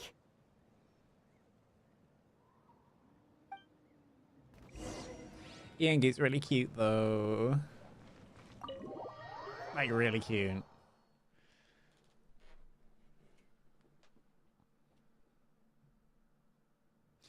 So a lot of people are getting this memory loss problem. Sorry. Nachka's illness has been flaring up recently, so I was up for a few nights. I suddenly started to feel dizzy in the sun. I hope I didn't scare you. Have a seat. I'll fetch you a few cups of chocoatl. Please wait a moment. Oh, I've already brought them over. This cup's for you, Auntie. And these are for you, too. Chocolatl? What does it taste like? Paimon's heard that it can be pretty bitter. Traveler, could you give it a try first? Oh, don't worry. Auntie always adds a lot of sugar. It won't be bitter. Oh.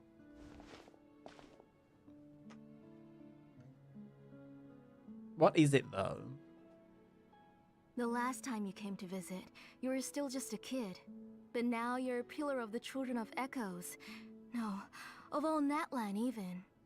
Oh, well, it's all thanks to the drinks I had here and the books I happened to read. You've been close for quite some time then. We heard that you two are from the same tribe, but Paimon had no idea you were so close. When I was little, my parents were always talking about how skilled Auntie was at forging ancient names and how she was a good role model for the rest of us. The moment I became idle at home, they would toss me into Auntie's workshop to watch and learn. Then I would have your parents go back, boil you a pot of chocoatl, and let you play in the house. Yeah, and then I would drink and listen to you banging away with your tools in the workshop. But eventually, she moved out of the tribe to find some more space, and I didn't have the chance to visit again after that. But why did you seem so familiar with the place when you went to the kitchen for the drinks just now?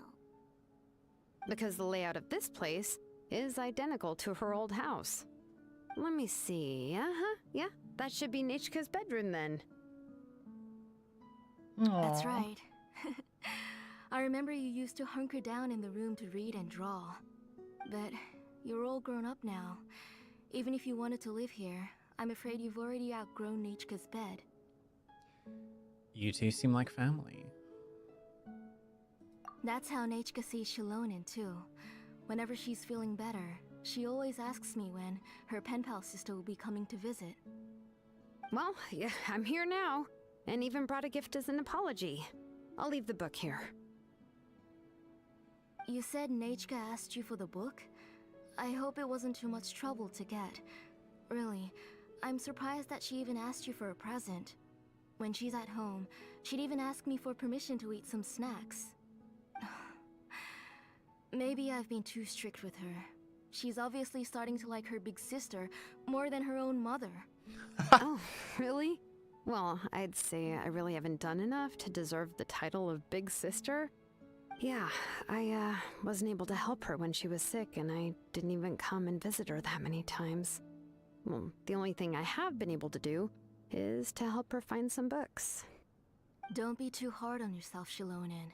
You have great responsibilities as the name engraver of the tribe. We both know you are far too busy to take care of her. The responsibilities on your shoulders also became far heavier when I gave up on my work. You just had more important things to tend to, Auntie. No one in the tribe blames you. We all know that Nichka needs her mother's care. But that doesn't change the fact that I gave up on my work. And even now, I still have not found the courage to pick up my hammer again. I'm sorry to leave you to shoulder all the responsibilities alone, Xilonen. Oh. Whoa, why so somber all of a sudden? Don't be so sad, everyone. Hasn't Nichka gotten better lately? Oh, relax, Auntie. I can handle the work. But once Nichka is back on her feet, you should get back to work and let me have a vacation. You'll be the one who's busy then, and I'll be sitting at the side drinking chocolatl and cheering you on. If that day really comes, you can have as much chocolatl as you like. So, how did Nechka get so sick? Is her condition really that serious? If you asked me before, I wouldn't have even been able to talk about it. But now that she is gradually recovering, I've also gained some courage to face what happened back then. Nichka's illness actually originates from the Abyss. That night, I was in the tribe, having a discussion over the forging of new ancient names. Before we could finish our discussion, the alarm started to ring outside. A horde of monsters from the Abyss suddenly attacked the tribe, so everyone banded together to fight them off. I joined the fray as well, and it wasn't until the monsters were repelled that I got back home with some guards from the tribe. But Nichka was gone. I can't remember how long I spent searching for her. Maybe for 2 or 3 days. In the end, we found Nichka at the bottom of a short cliff. She was holding a dried up embercore flower in her hand, and there were traces of abyssal corruption around her wounds. I know. It was all my fault. Before the incident, Nichka had asked if I could forge an ancient name for her. Work was busy at the time, so I told her that if she could find an embercore flower, I would use it as material to forge her an ancient name. Oh, Nichka, my daughter. My Nichka. I was holding her in my arms, but no matter how many times I called her name, she wouldn't open her eyes and look at me.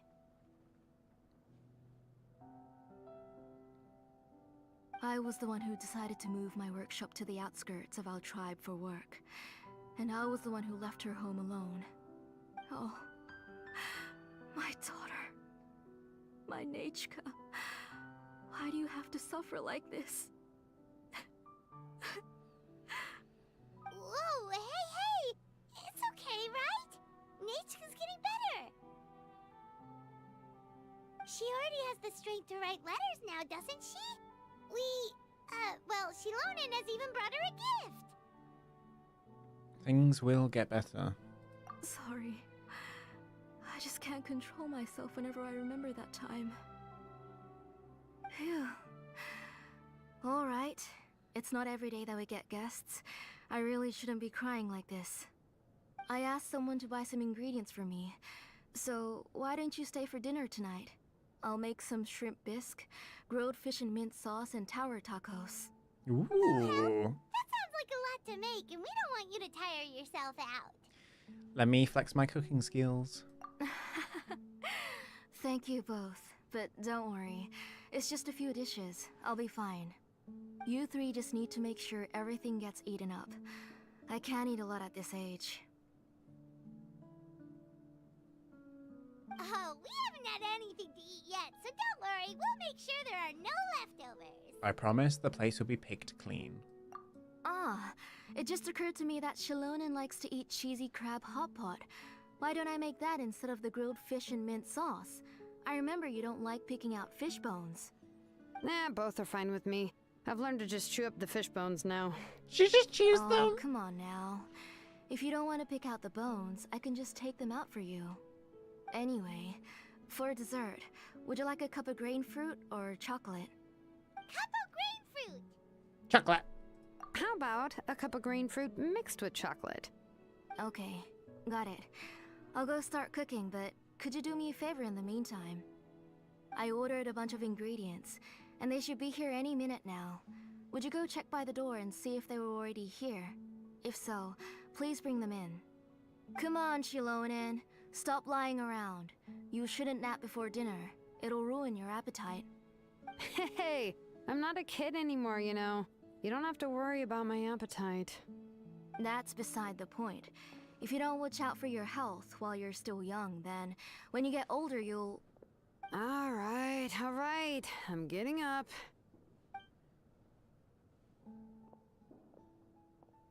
We'll go check on the ingredients with Xilonen. It isn't far, so it shouldn't take us long. That kid.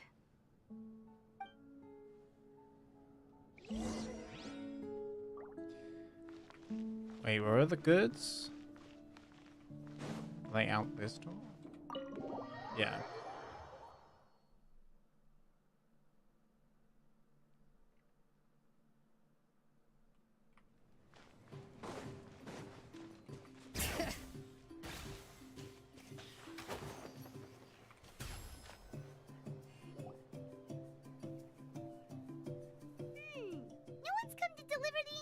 Yet.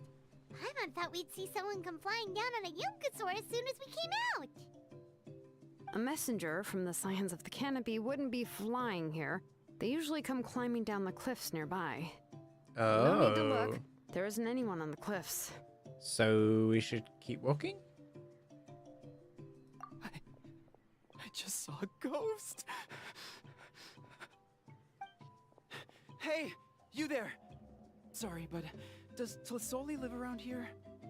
Oh, are you the one who's supposed to deliver the ingredients? I don't see any ingredients. Ingredients? Are you kidding? I was nearly eaten myself. Never mind that now. Those monsters are still hot on my heels. Please, you've got to help me. Xilonen, where'd she go? Whoa, she's already gone up to fight the monsters? Let's go help her out! Oh. They're mad. Mine. Strike a pose! Alright.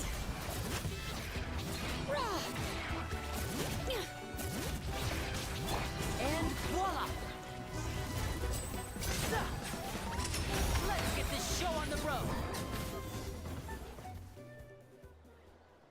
Alright.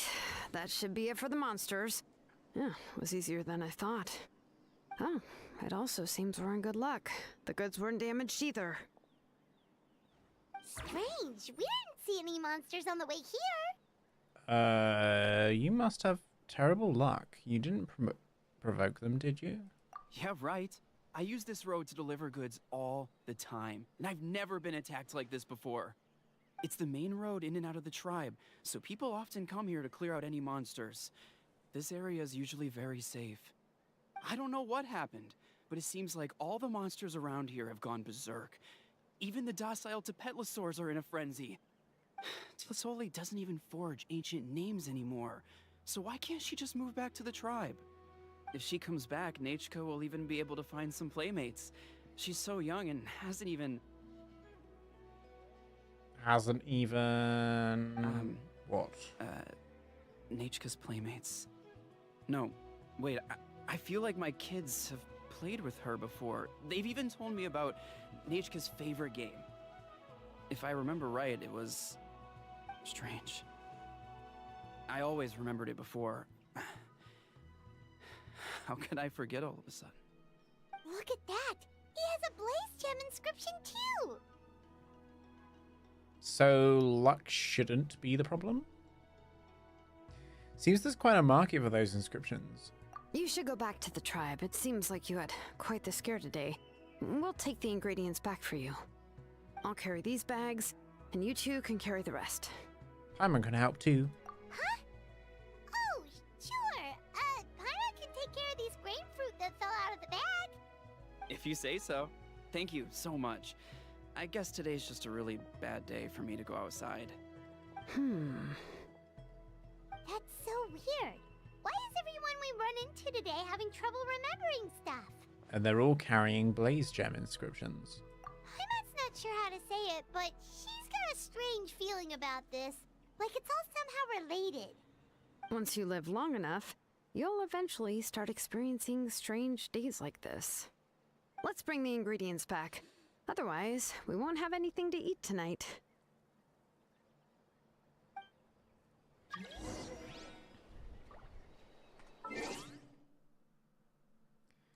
Something I forgot to do earlier. Hang on.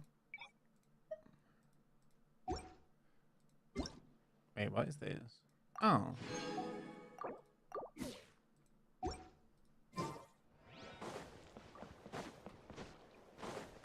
Step right up.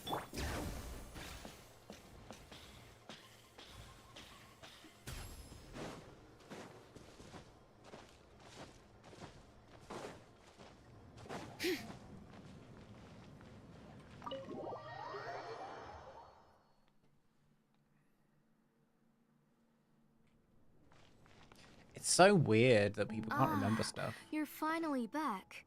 What took you so long? I was starting to worry. Oh yeah, we ran into some small problems, but everything's fine now. All right. As long as everything's okay now. You all have a seat. I'll get the food ready. It won't take long.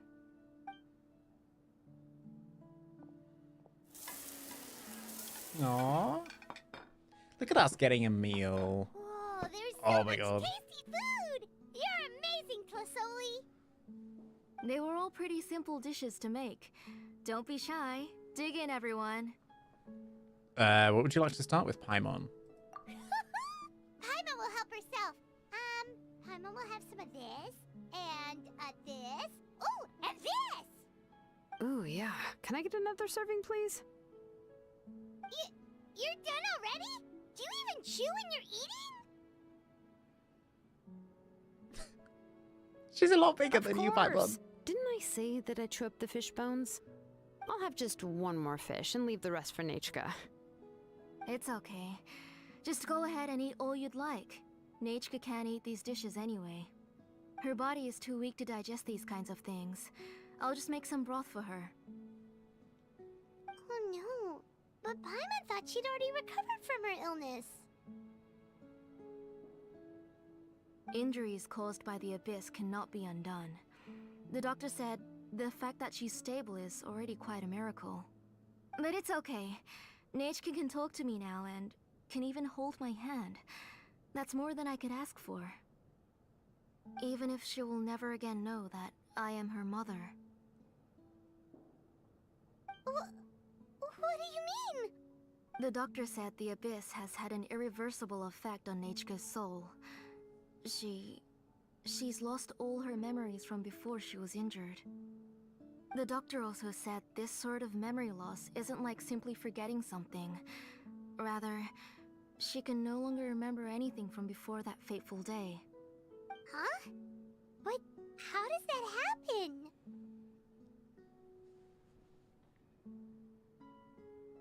You know about the woven scrolls that the Masters of the Night Wind use to record things, right? Mm-hmm. Well, generally speaking, forgetting things is like when the woven scrolls would gradually start to fade. As long as you repaint and weave the threads again, the faded memories will come back to life. But the case of Nechka's memory loss is as if her woven scroll had been cut in two, and the portion of the past was burnt to ashes.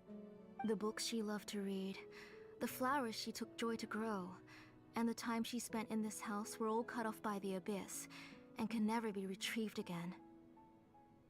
As one example of that, Nechka now only sees me as a strange, unfamiliar auntie who claims to be her mother. That's really She's a sad. good kid, and doesn't want to upset this lady who's been taking care of her so much, so she still calls me Mom. But I've always had a feeling that she's constantly wondering about things like, where is her real mother? Why is she stuck here in this house? Was she abandoned? Nechka really has no idea that her real mother is right in front of her, and has never left. So you plan on recreating Nechka's woven scroll all by yourself? What do you mean? Or should I say, you've already started reweaving that scroll long ago? A blaze gem inscription? Whose is it? The delivery guy's. I saw it hanging from his waist, so I asked to borrow it from him. Oh, that's why. Don't worry, I'll return the inscription to him once we've figured everything out. These things aren't cheap, after all. When did you know? Yeah, I noticed it back when blaze gem inscriptions suddenly became popular among the tribe. It was then that I also noticed that everyone wearing blaze gem inscriptions had varying degrees of memory loss. Traveler, you've picked up on it too, haven't you? Yeah, everyone's memory loss had something to do with Nechka. Accessories made using ancient names forging techniques. For what's only supposed to be a pretty souvenir, this inscription contains a phlogiston engraving with a truly overkill level of complexity. The shapes and patterns of these engravings are also identical to that of an ancient name. By making just a few slight adjustments to the layout and connections of the main pattern, you can pretty much qualify this blaze gem inscription as a bona fide ancient name. And yet, you've never told anyone about these engravings in the blaze gem inscriptions that can be activated at any time. Am I right, Auntie?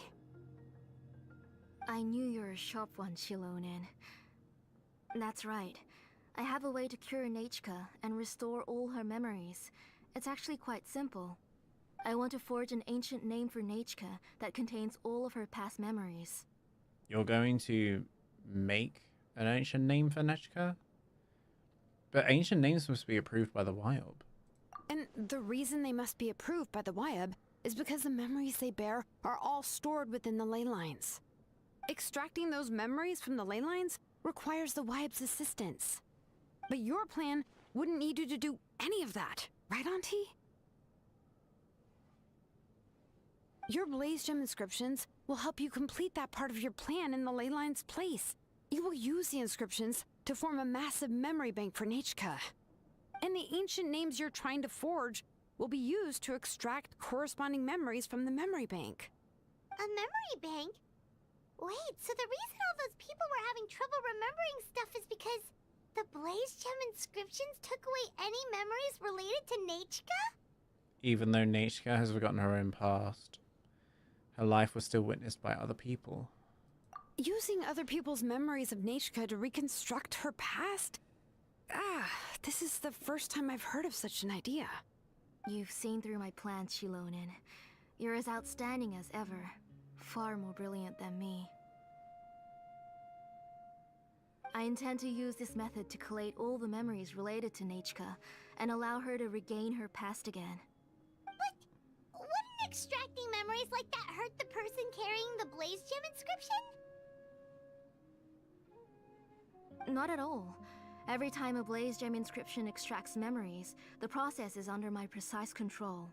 That way, there's no chance of anyone in the tribe getting hurt. This is the central inscription that controls all the other Blaze Gem inscriptions, which will also soon serve as Nechka's ancient name. You made all of this yourself, Plusoli? Even though it's not an official ancient name, that's still a lot to do on your own. Yes, it was lots and lots of work. It was truly exhausting. Or perhaps I've just grown old. She's got problems. You saw it yourself. I nearly fainted just from being in the sun. I could collapse tomorrow, or even in the next few moments. But Nechka's ancient name is still far from completion. I've solved the issue of storing memories, but I still don't know how to connect Nechka up to this central inscription. I thought you'd just modify your own ancient name. I considered it, but this matter doesn't have anything to do with my ancient name. It's of no help to me, and I don't need its help now. You know the price to pay for making something like this. Yes, I do. But as long as I can get my Nechka back, I'm willing to do whatever it takes. Otherwise, Nechka won't have any chance of reclaiming her past once I'm dead and gone. She won't remember me, and she won't even remember why her name is Nechka. When that time comes, she'll be left to drift around the world all alone, unknowing of where she came from or where she should go. She is my daughter, the one to whom I gave the Nechka name. Whether it be as her mother or as a name engraver, I can't simply stand by and let her name disappear. Xilonen? Shh, let her think about this for a moment. I'll take the central inscription with me. I'm going to completely disassemble it to confirm its components and uses, and I won't make any promises until I've checked everything. Say goodnight to Nechka for me, Auntie. Oh, wait. I've also finished the inscriptions for the Traveler in Paimon. Let me fetch them for you.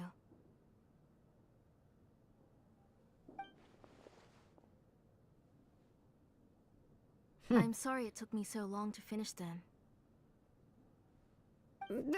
Hold on, Auntie. The Traveler and Paimon have never met Nechka before, so you can't draw any memories from them. That wasn't my intention. They're just ordinary gifts. Please, take them. Uh-oh. Huh? What was that noise? Nechka must have woken up and wants to get out of bed on her own. Sorry, I'll go check on her first. Nechka, don't try to get out of bed. Just tell Mom if you need anything. You go ahead and take care of Nechka, Auntie. Let's go, Traveler and Paimon. There are a few things I want to tell you. This is crazy. She's literally stealing other people's memories. Like, how is that okay?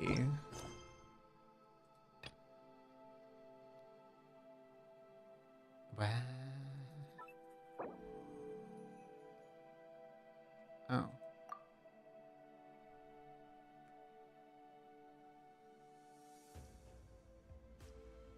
Let's head back to the tribe first. There are some things I need to get for my work Shop.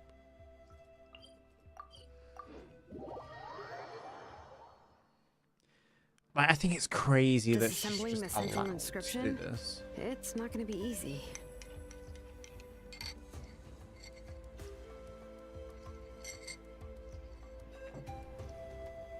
Is this not like the Akasha? Kind of. Except rather than stealing their dreams, they're stealing their living memories.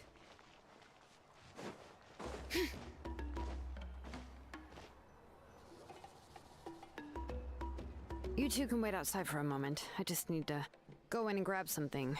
The workshop is a little messy, so unfortunately, I won't be able to show you around. Mess is what I like best.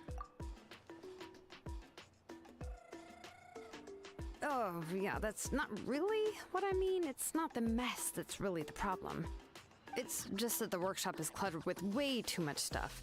Books, files, and even ancient texts I got from the Masters of the Nightwind. Everything's piled up to the ceiling. You probably won't know where to step once you're inside.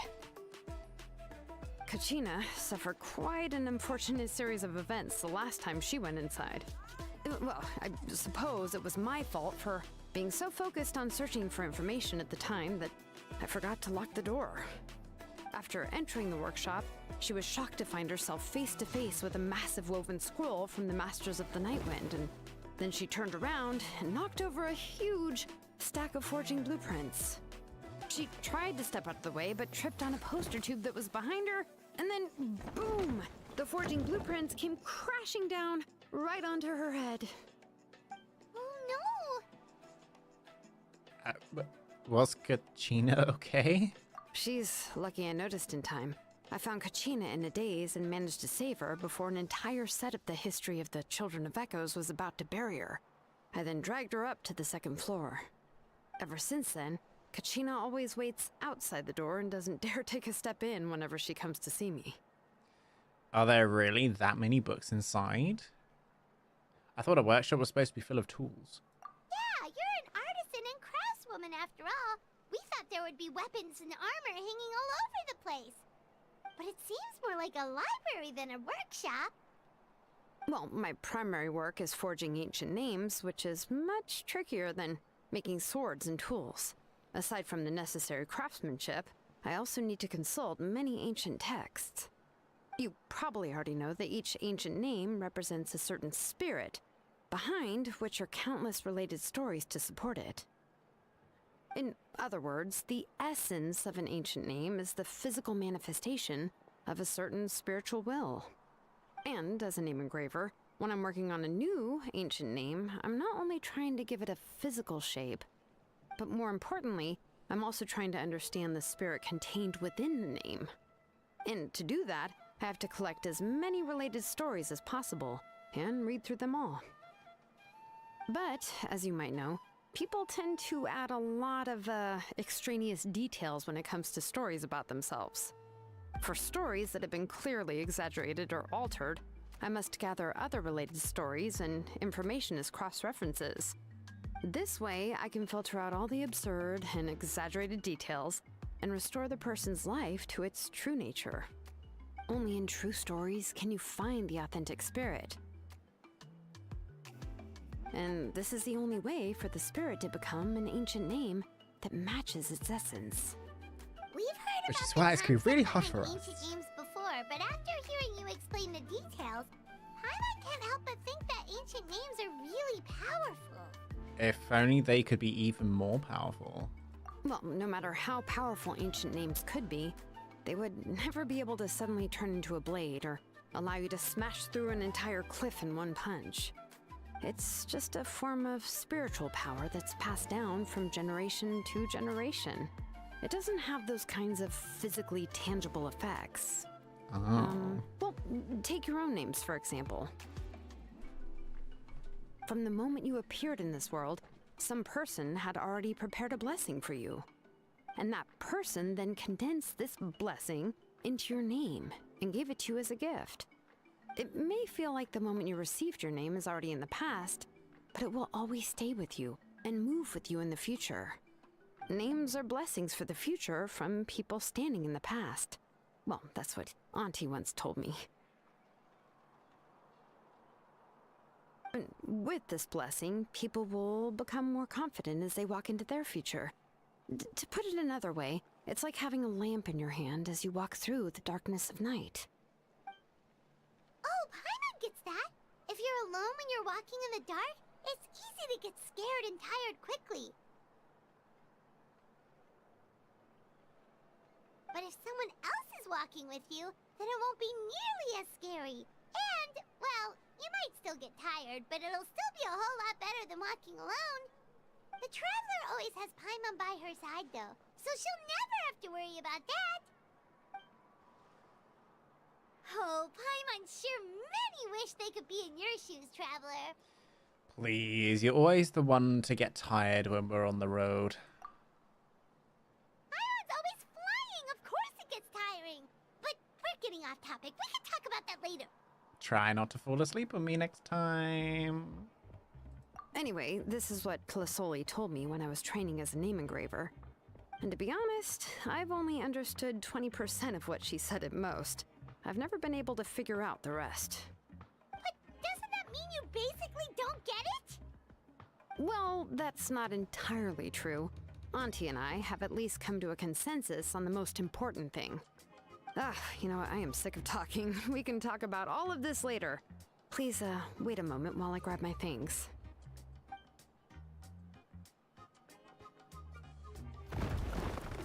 Xilonen opens the door and walks into her workshop. Some unsettling crashing sounds come from the workshop, followed by some agonizing creaks and squeaks. Eventually, Xilonen runs out of the door with a box in her arms. She then turns around and kicks the door closed, shutting the sound of dusty books falling to the ground inside. Did you hear a whole section of something collapse in there just now? It's fine, it's fine. It was just a bunch of very old ancient name records. I've already made copies of them. I kept this set of phlogiston wedges in the back, so it wasn't easy to take out. I had to resort to brute force. Come on, let's go disassemble the central inscription. It shouldn't take long. Maybe she needs to organize her workshop. Maybe just a bit. Or find a way to condense all of that information down. Wait, where are we going?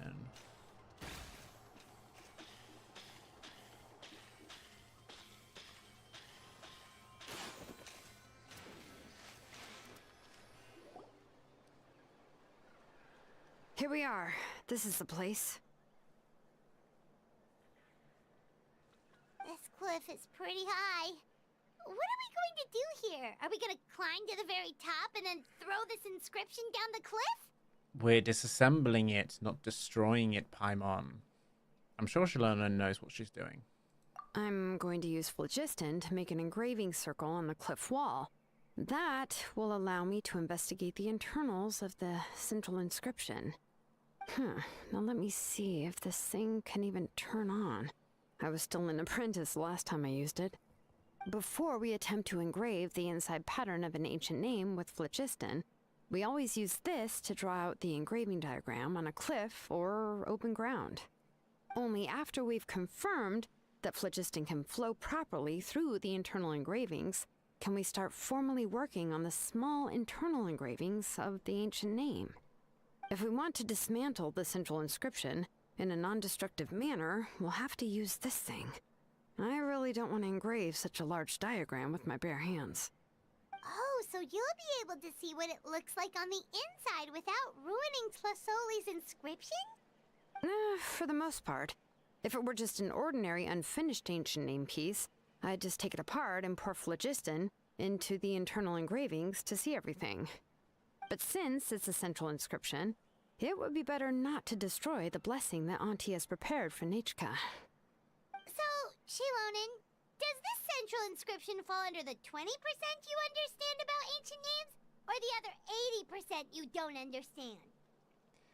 There's an 80% chance that it's part of the 20%. Oh, don't worry. As I said, Auntie and I share an understanding of the most important principle, which is names are intrinsically valuable.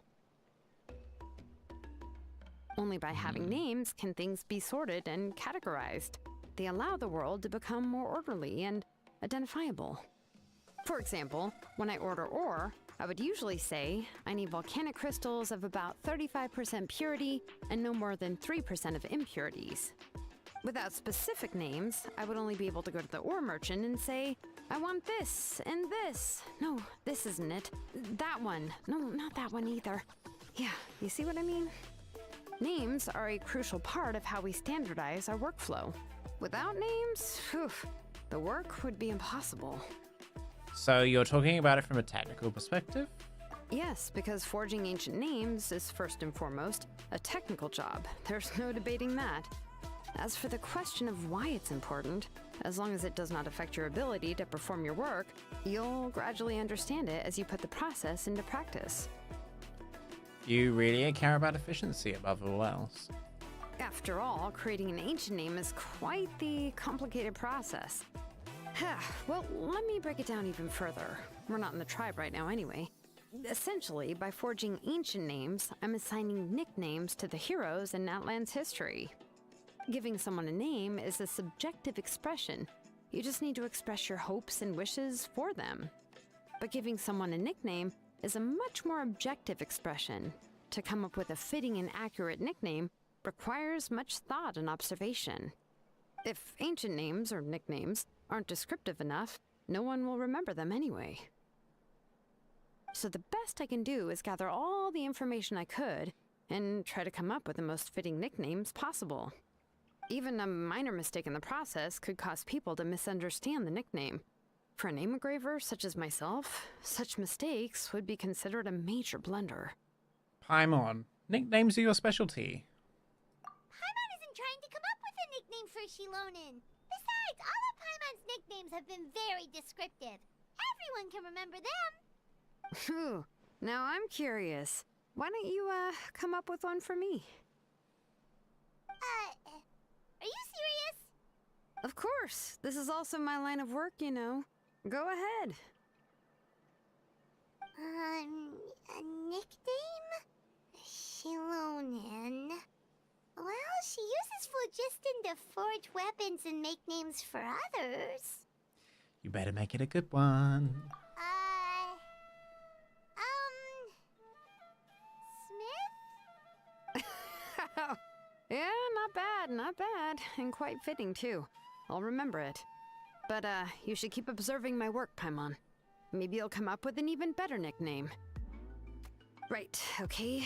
Time to make like a smith and start smithing. Watch closely. So is it like a projector thing? Like... Connect the... What? What? Bring it! Adjust the inclination by 2 degrees. The error margin is within an acceptable amount, but I'll extend the inscription link a little more just to be safe. I'll leave some space here.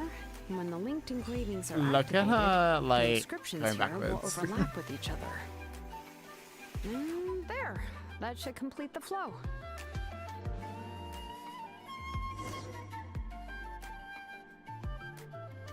Amazing, Xilonen! You were running all over that cliff as if it was flat ground! Is that the power of the Children of the Echoes? Oh no, it doesn't have anything to do with my tribe. It's just the, phlogiston adhesive I have on my shoes. But after all that running around, I'll have to infuse them with more phlogiston again. Huh. I should prepare a spare supply of phlogiston to bring with me next time. Don't tell me you're actually already covered head to toe in work equipment. More or less, yeah. I usually have at least the key equipment on hand. I can show them to you when we next find the time, but let's get to work first. Let me see. Start with Anchor 1 and activate it with Density 3 phlogiston.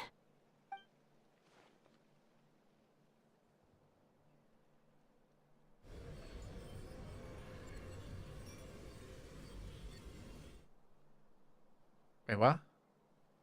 Whoa! A super huge diagram just appeared! Tlasoli's central inscription is even floating!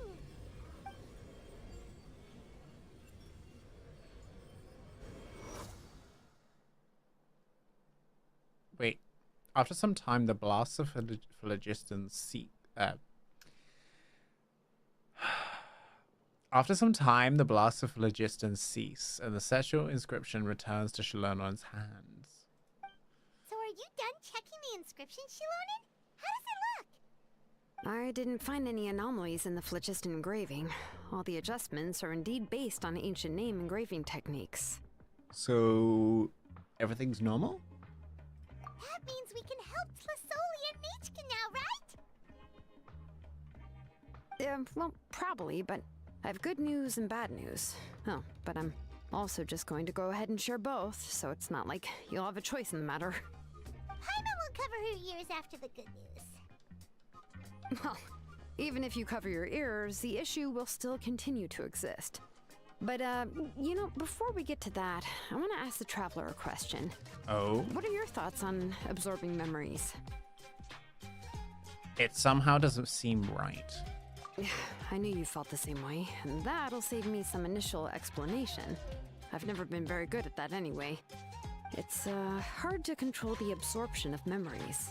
Technically speaking, this type of inscription has the power to do far more than absorb memories related to a single person.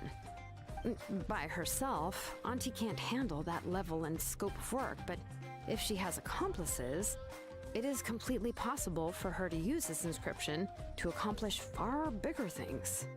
Accomplices? You make it sound like she's committing a crime!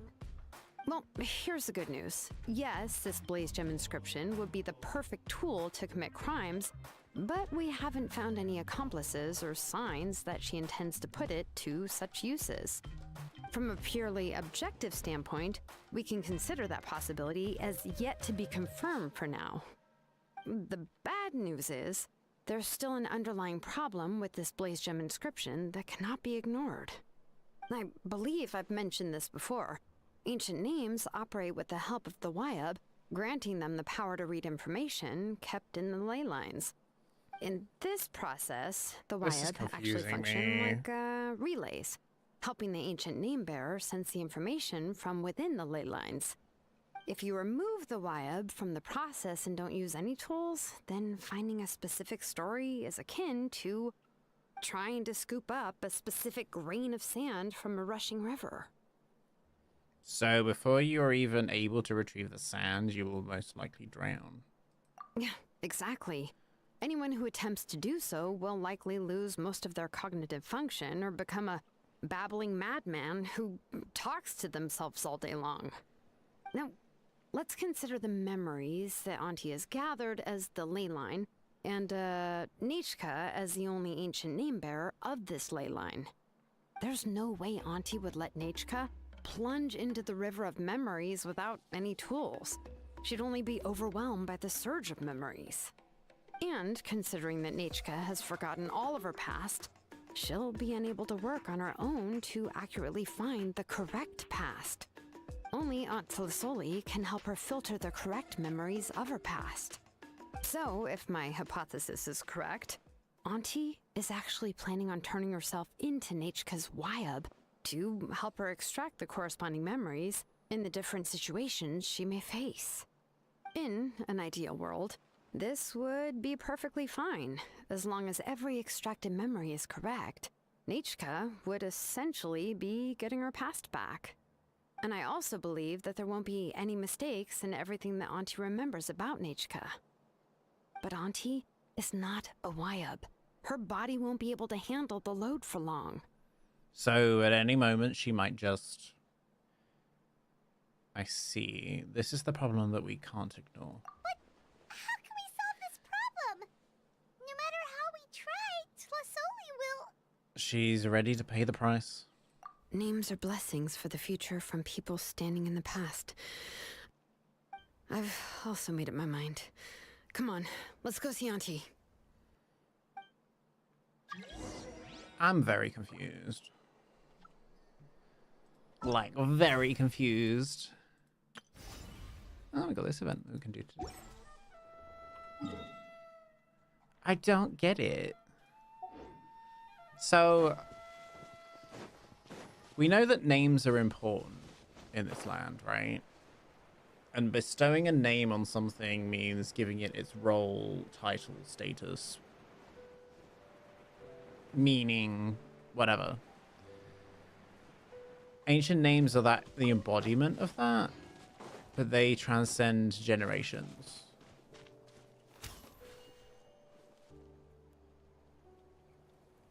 The doctor will see you now.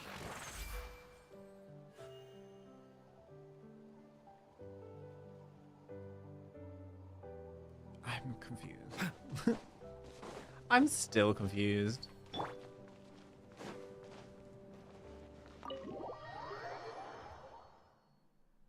Basically, Auntie wants to make herself a wild for Nechka.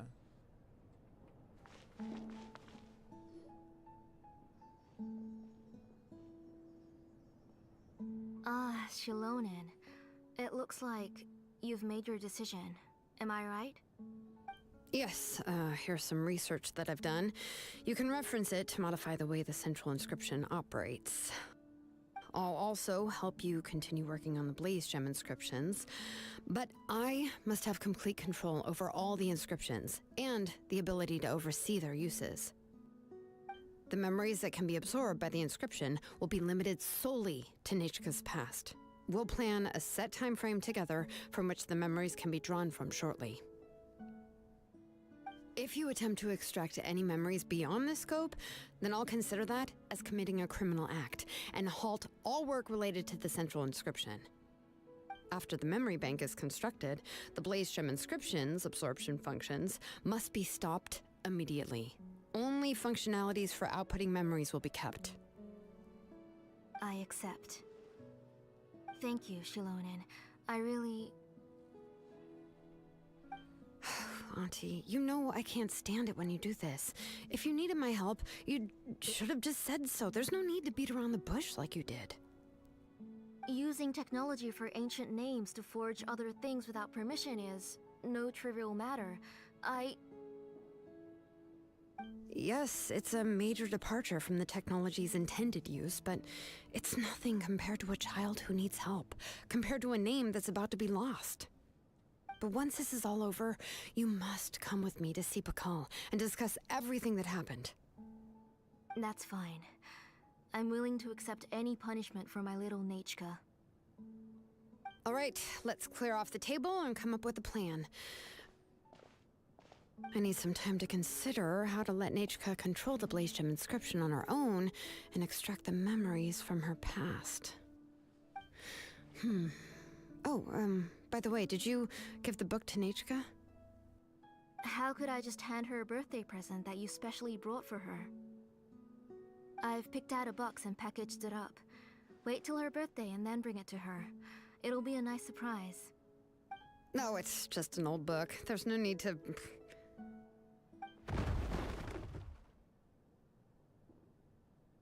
Oh, is Nechka up again? But what was all that noise? It sounded like something broke. Maybe she knocked something over. Uh-oh. What if something fell on her? We should check. Paimon will go have a look. Nechka, don't hurt yourself. Xilonen, is that you? You're Nechka? How many times have I told you? Don't get out of bed on your own. You were running a fever yesterday. Hello, Nechka. Thank you for the book. I've already read it several times. You've already read it? But didn't Tlasoli package up the book that Xilonen brought? What? No. She's all mixed up. The one she read isn't from Xilonen. It's one I bought for her before. A few days ago, she told me she wanted a book. I know nothing about these kinds of books, so I had no choice but to go to the tribe and look for a copy. I eventually found one and bought it for her. I put it in her room once I got back. Soon after, she suddenly developed a fever. I was so busy taking care of her that I forgot about the book and even forgot that she had asked you for a gift. Auntie, do you know which version of the book you bought? Which version? The shopkeeper said it was the one with the perfect ending to the story. Apparently that's the only one you can find on the market now. Oh, it's all my fault. You wasted your money and now it won't even be a surprise. Oh, it's all right. It's just a book. As long as Nechka enjoys it, that's what matters. Oh, right. Nechka probably doesn't know us. You're Paimon and Miss Traveler. Mom told me about you. Oh! Seems Seems like everyone knows who we are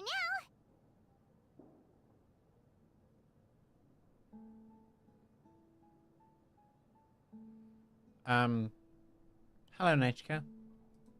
Yeah, Nichka seems to be doing pretty well today. Since she's been stuck indoors for the last few days, why don't we take her out for a walk?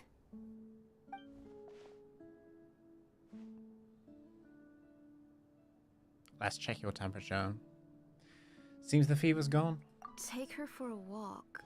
But considering her condition, I don't think she... Oh, don't worry, Auntie. She'll be safe with the Traveler and me.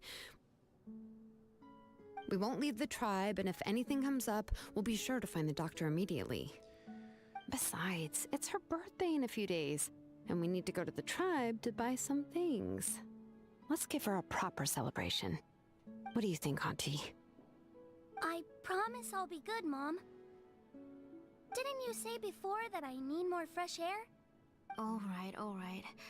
As you wish. I also happen to have a few repaired Blaze Gem inscriptions that I need to get back to the tribe. We can go together. Wait for a moment. I'll go get Nachka's water bottle and some towels. Some medicine. Oh, and a parasol.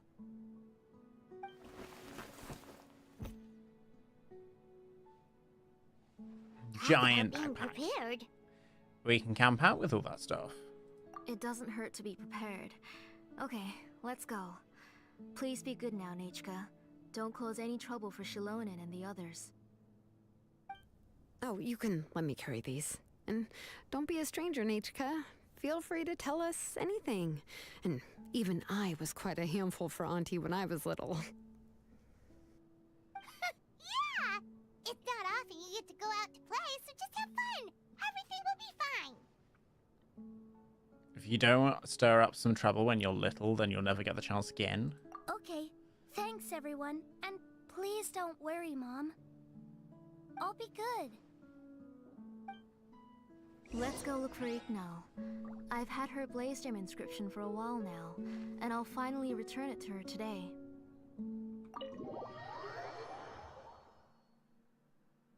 I'm confused. Isn't she supposed to be like sick? So how come now she's like, oh, we're gonna go take her to the Children of Echoes? I'm so confused by this story. And all the lingo about ancient names is confusing me. Tosoli, what brings you to the tribe today? Oh, and Nichka too. Oh, she seems to be doing much better now. She's even out and about. I'm sure it won't be long before she'll be playing with Chanil and the others. I hope so. Here, Ignal. This is your inscription. I've finished repairing it. Oh, thank you for bringing it back for me. Oh, by the way, I came across a piece of good quality ore a while ago. I was thinking of using it to make some pretty jewelry for little Nachka. I remember that Nachka would become so happy every time she saw a shiny ring. Right, Nachka? I'm sure she'd love that. Thank you. My pleasure. Give me a moment. I'll bring the ore. Oh, I can make the jewelry for her. What kind would you like, Nachka? I would like... Something shaped like an embercore flower would be nice. She was always asking me before to make her an ancient name with an embercore flower design. Noted. I'll make that as a gift for her next birthday. Sorry, Nachka. It won't be a surprise for you. That's okay. Thank you, Xilonen. Why does she feel like a robot? Found it. Sorry to keep you waiting. Here, please take it. By the way, Nachka, feel free to write to me if you ever want to know more about ores. Well, I was shocked last time when you wrote me out of the blue asking for a volcanic crystal. Something's wrong. Sorry about that. She can hardly contain her curiosity now that she started to recover. Something's wrong. She's still too weak to go out whenever she wants, so She begs me every day to help her write letters to people in the tribe about all sorts of things. That's how you know she's one of the children of Echoes. It's normal for us to be interested in ore. Everything's looking up! Oh, we're just like the main character in the new version of Tequil the Brave, when he was about to save his brother Remak.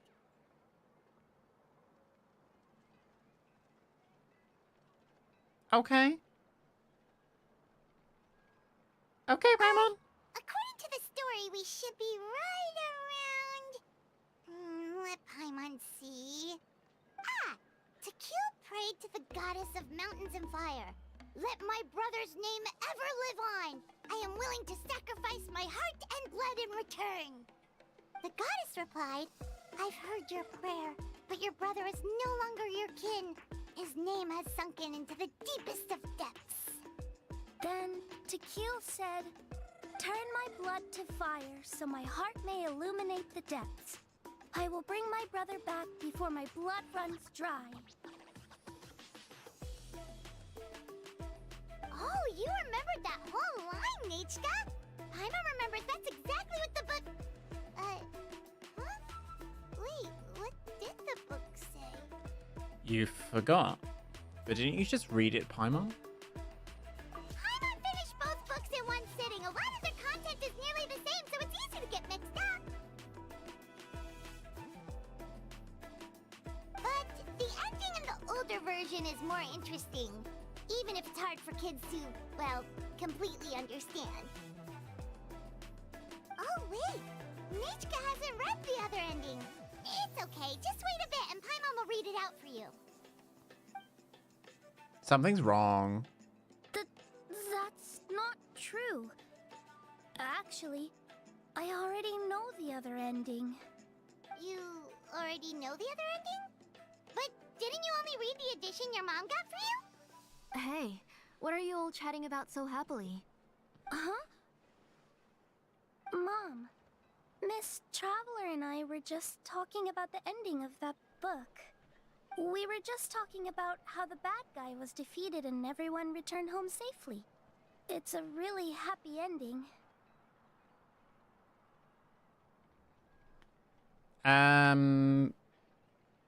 That's not the other ending she was talking about.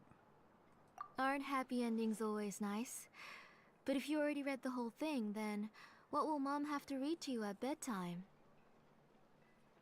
Guess you'll have to go to bed early tonight, but I'll buy you some more fairy tales next time, okay?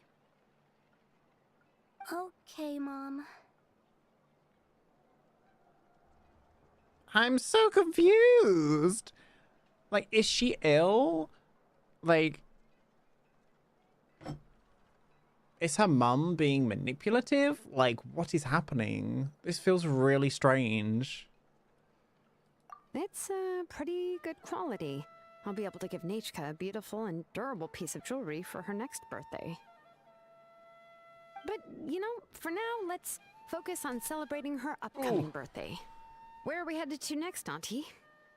Next, let's visit Apaish-Palan. He should be close by. Stay close, Nechka. Don't go too far. Yes, Mom. Like, it feels odd. Does it not?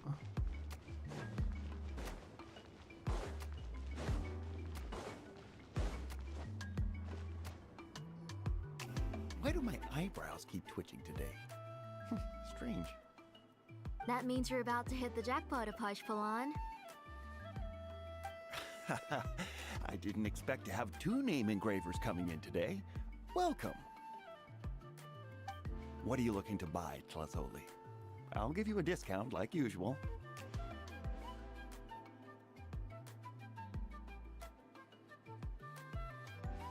Whoa! Offering a discount just like that? Tlazoli sure has connections. She was once our name engraver and did a lot for the tribe. It's only fair that I offer her a discount. Thank you for your generosity. I've finished repairing your Blasium inscription. Here, have a look. Come on, Nechka. Say thank you. Thank you, sir. Oh, so this is Nechka. Tlazoli has shown me some pictures before. It looks like you're doing much better now. How about this? Go ahead and pick anything you'd like from the store. Think of it as a gift from me. No, that's all right. Mom told me that you've already given a lot to our family. Oh, well, that was for your family. I've never given anything just for you. If you don't feel like it, you can also let your mom choose for you. Oh, no need to stand on ceremony, Auntie. Go ahead and pick something for Nechka. His drills and small clamps are good quality. The measurements of each part are exact, and they're always very durable. I always come here to buy things if I find myself in a pinch. Oh, do you have any child-friendly safety scissors? I remember seeing a few different styles. I have a few in stock, but I put them in the back. Let me bring some out for you to pick. Oh, no need to bring them all the way here. Why don't we just go in the back and choose there? It should only take a moment. I don't know much about that kind of scissors. Why don't you just go yourself and... Well, there are too many different designs and varieties of kid scissors. If you don't come and help me choose, I won't be able to pick one that Nechka would like. Come on, Auntie. What It'll is only take a moment. happening? This is weird. And there goes Xilonen dragging Tlasoli off to buy more stuff. Ooh, what a busy day. Let's just wait for them here. Be sure to stay close, Nechka. I won't run off. Paimon, who's your favorite character in To Kill the Brave? Paimon's favorite? Tequila, of course. He went through a lot to rescue his family. In the old version of the story, he was never able to reunite with his family, but he was still really strong and fought as best as he could. I admire his courage. What about you, Nechka? Which character do you like? I like Remak. Oh, the one who was possessed by Quatlique, but never forgot his brother Tequila. He was also an amazing character. If it wasn't for his determination, both he and his brother would have been defeated by Quatlique in the final battle. Wow, you remember all the details, Paimon? Seems like you were really immersed in the story. Of course! A story's only interesting if you can really get immersed in it. Hey, Nechka, why don't we play pretend? You can be Remak, and Paimon will be Tequila, okay?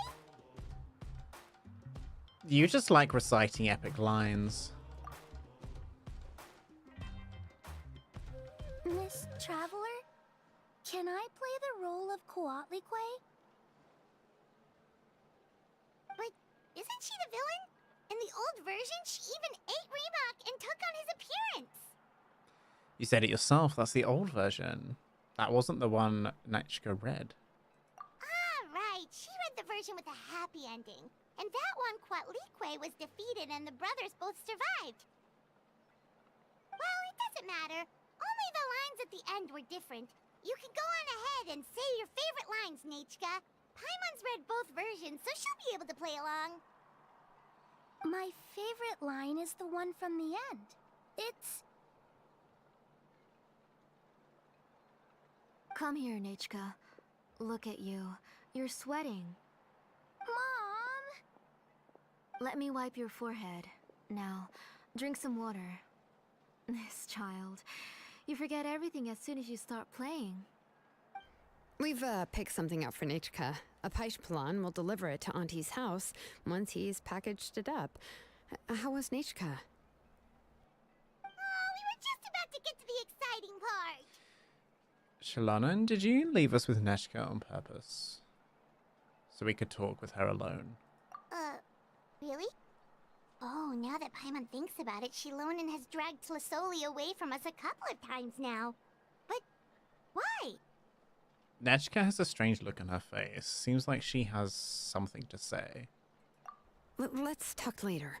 Just trust me and act normal for now.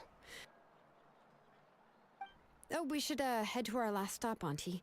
It's real hot today, and we shouldn't let Nechka be in the heat for too long. Right.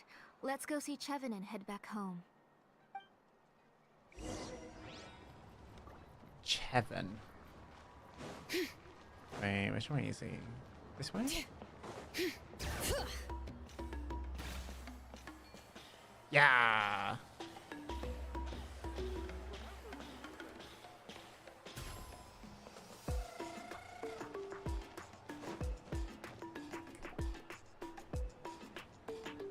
I finished repairing your blaze gem inscription, Chevin. I've also reinforced it so it shouldn't fall apart so easily now. Thank you. How about the volcanic crystal? Was it usable? Yes, thanks for that. You're welcome. I just want to see Nachka get better. Thank you, Miss Chevin. It's fine. Honestly, you're both too polite for your own good. I was wondering where you got the aura for such a large-scale blaze gem inscription. So you must be one of Auntie's accomplices, then. Oh, Xilonen. We already know what's going on. We're doing all our best. We're all doing our best for Nechka. You had me worried there. I thought we'd been found out. We'd be in real trouble if Bakal ever got wind of it. To be honest, I won't be able to cover it up for much longer. I've been traveling away from home every few days, and the ore reserves have noticeably decreased. The last time Bakal came and asked me about it, I could only say that I'd been using up a lot of ore to research new styles of jewelry. As for why I had been leaving so often, I said that I had found a new ore vein and wanted to extract some new gems from it. Sorry. I've been talking my head off. Please, come in and have a seat. Sure, we can sit for a moment, but... Miss Chevin, can I go see some of the jewelry over there? You mean Amisha's work? Sure, go ahead. Remember to stay in the shade as much as you can. Paimon wants to go too! We'll go together. Paimon hasn't looked at Natlan's jewelry very closely yet. I'll have to buy you some. Really? Then Paimon's gonna take a good look at what they have.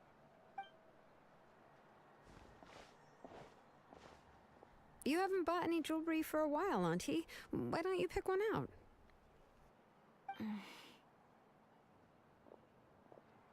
Joanna's taking Slutzali with her again. Let's keep talking with Nechka. Come on, Nichka! We don't know anything about Natlan's jewelry, so you can help us pick something out. Miss Traveler, Come here, Nachka. Oh my god. Huh? Sorry, Chevin and Xilonen, but it's already getting late. We should be heading back now. It'll be Nachka's birthday in a few days, and there's still a lot for us to do before then. No problem. I'll be sure to bring her some beautiful jewelry to celebrate. Mom,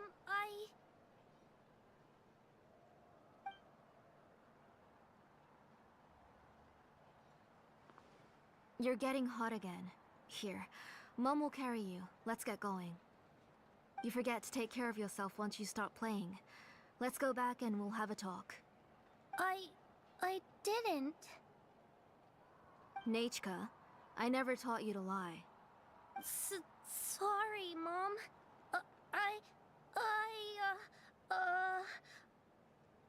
Nichka's looking at us. Paimon feels like something's not right. What should we do? Stay quiet. Let's see what Xilonen says.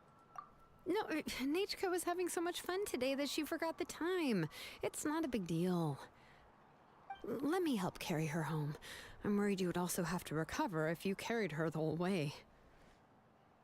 No, it's fine. I'll carry her. Let's go, Nachka. It's time to go home.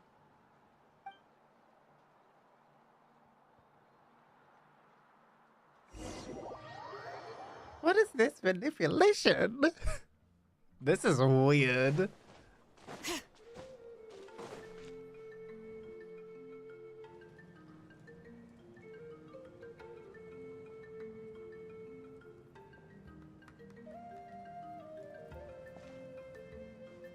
Thank you, everyone, for spending so much time with us today. Please be sure to come to Nachka's birthday party. We'll be there. I hope she'll continue to feel better. Alright. It's nearly bedtime for Nachka, so let's part our ways here. Oh, Auntie, remember to give her the book, that copy of To Kill the Brave I brought. I went to a lot of trouble to find it. I understand. Really, do you think I'd let your efforts go to waste? It's very special to receive a book from you. I'm sure she'll put it somewhere safe. Right, Nachka? Yeah. Thanks, Xilonen. Oh, put it somewhere? Isn't she going to read it? Well, I've read the story to her many times already. She's even memorized nearly every line. Oh, that won't be a problem, Auntie. Nachka's probably never heard this version of To Kill the Brave. Oh. What's different about this version? The majority is about the same, but the ending is different from the one that you bought her. The one I gave her is the unedited version that was originally published. It was released long before Nachka fell ill. Oh, but I remember you were never very interested in fairy tales, Xilonen. Huh. Well, I was just thinking that if what you said about Nachka's illness is true, she shouldn't be able to remember anything about her past before her illness. So, the ending to the original version of To Kill the Brave is also part of the past that she should have forgotten. In other words, if she hasn't recently read the old version of the story, then she shouldn't possibly know the ending, right? I don't understand. Why are you so concerned about the ending of this book? Even if she does remember the ending, what does that prove? Maybe she snuck out somewhere when I wasn't watching and read the first edition of the story. Yeah, okay, that is a possibility. After all, she does remember things that have happened recently. In which case, yeah, let's go ask around the tribe and see if anyone remembers Nachka reading the book. There are only a few shops in the tribe that sell books, or we can just ask Nachka where she'd read it. The booksellers all have inscriptions, so there's a chance that their memories... So, you admit that the inscriptions can affect the tribe's current memories? I was very clear that I would consider that a crime and would stop all work on it. There must be a few more books at home. I do not wish to see your blood be reduced to ash, but I have seen the light of your heart and spirit. I beg your pardon? Nachka, where did you read that book? Answer me! Go home, Nachka.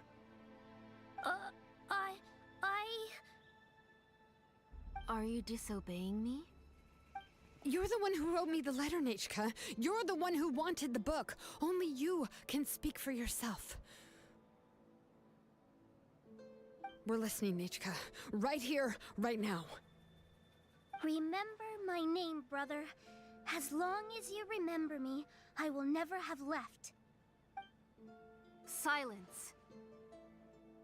That's the line from the old ending. Nachka remembers it! I know everything. Xilonen, help me, please! Something's blocking the door! Get back! Ooh! Xilonen, wait for us! The tunnel is blocked. We can't go in. There might also be traps. Whoa. What are all those things on Nachka's walls? It seems Auntie put all the extra inscriptions she made here. There's no one here. Where did they go? If she's trying to finish that ancient name, there's only one place she could go. Come on, follow me.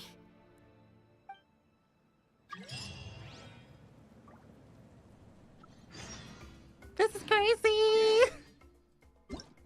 See, I knew she was being manipulated. I told ya. Right.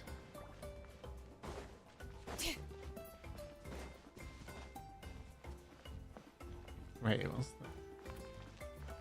that? We need... Geo?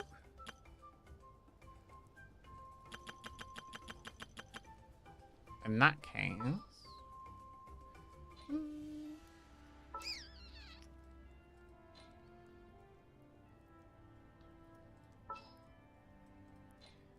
She was a cryo, yeah. You got a side job for me? Sure thing. Where's Zhongli? Sure. Sure. That'll do. Random nothingness. Woo! Let's do I'll take the lead today. her. Oh, my game's frozen. Xilonen. All right, after you. Da, da, da, da. Let's do Kokomi. All is accounted for. And then we'll do. Where's Raiden? Stay close and you will live.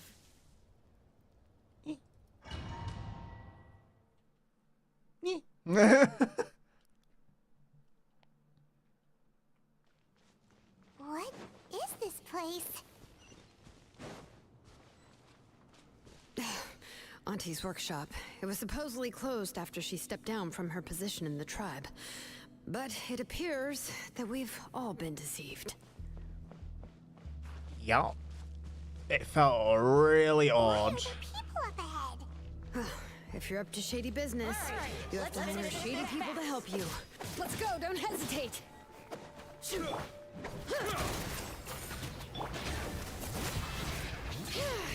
Hold the line. There is no escape. A proper send-off from the Spina with love. Out of the way or get blown. That was quick.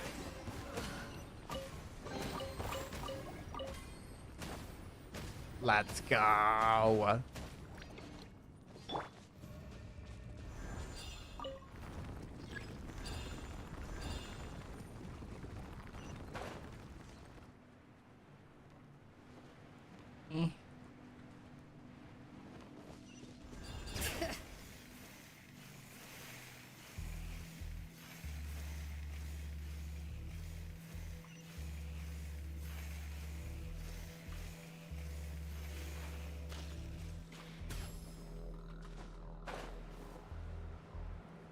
Crazy. Bring it. I knew she was being manipulated. I knew something was wrong. Because no one says that the child is that ill. Oh my god. No, I'm gonna die.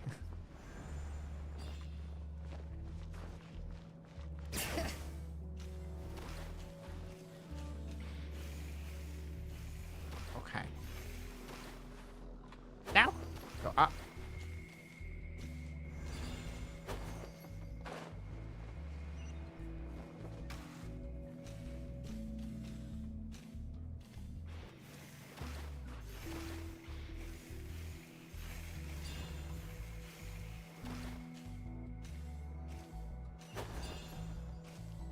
Hello. Come on, show me your courage. Illusion shattered. Rest and rebuild. All right.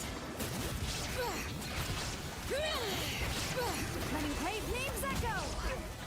Ooh, 70k. 60k. I can't count.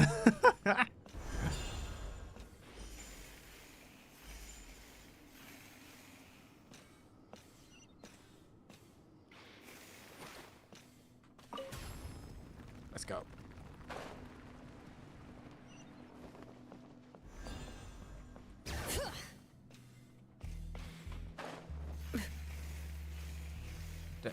The hell is this?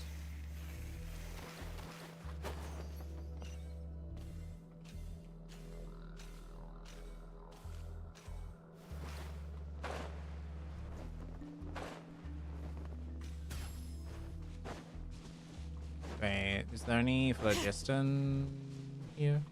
No. Fine. Hi. All right, let's finish this fast.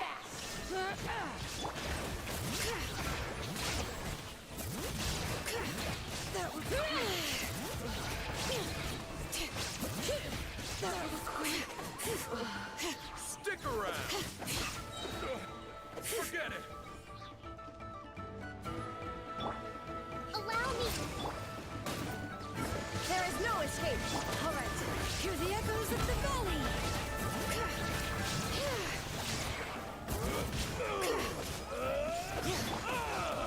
Watch out!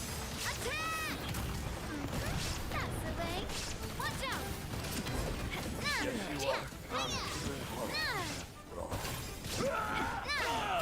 Yes, you are. The door is closed here too. Where should we go now? The transport system seems to still be functioning. Let's go look for the controls and get this cart running again. Maybe it can take us further inside.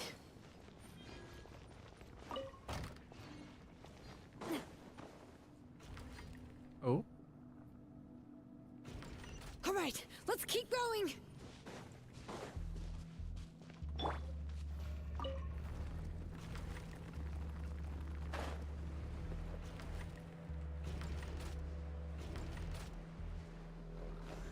Bring it.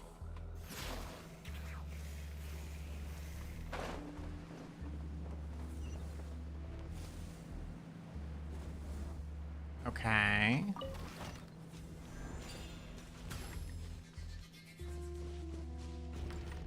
I turned it off.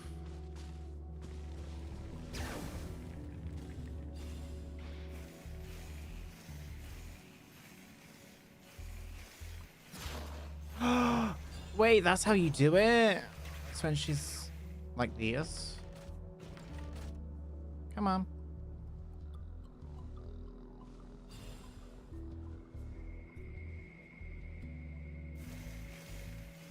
Oh, do we have to go back?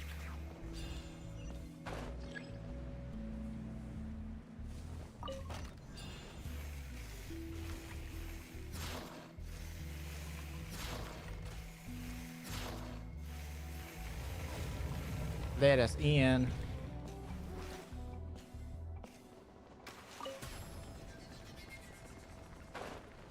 All right.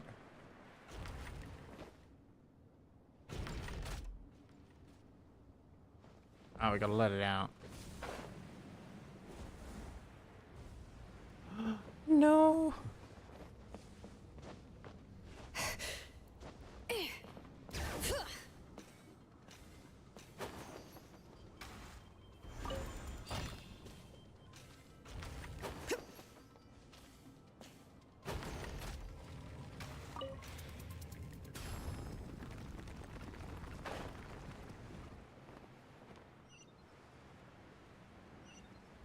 Okay. We're in. We're in. Hi, Poppin. How are you? Yep. Oh. That's like a Tapetosaur thing? Yeah, that's a Tapetosaur. Is there any secrets around here? How you doing, Poppin? You got here quick. Impressive. Nechka's up there! What are you planning to do to her? I never lied to you. All this time, I've only been trying to save my daughter. Even though she's not my daughter yet. But once everything is over, she will really become my Nechka. What is she saying? Is she not Nechka? Infusing memories, forgetting the past. So you figured it out. I want to use memories to awaken my Nechka. Oh? She has stayed in the Night Kingdom for far too long. She's afraid of the dark and cold. I'm the one who made her stay there alone, so I must bring her back. Don't worry, Nechka. Mom hasn't forgotten anything. She has always remembered your name. Night Kingdom? So is Nechka already dead? I'm afraid so. Then, who's that girl lying up there? She's a child from my tribe. Her parents were killed in the same abyss attack. But wouldn't you know it, her birthday is the same as that of my Nechka. I raised her and took care of her for many years. I thought that taking her in would help me feel better. I was so happy the first time she was willing to call me Mom. But then, I suddenly felt very, very scared. Is she really my child? My child's name is Nechka. It could only be Nechka. How could I be happy? My little Nechka is still waiting for me to get her home. As I said, I only want to bring Nechka back, even if it costs me everything. She is crazy. And now, the time has come for me to pay.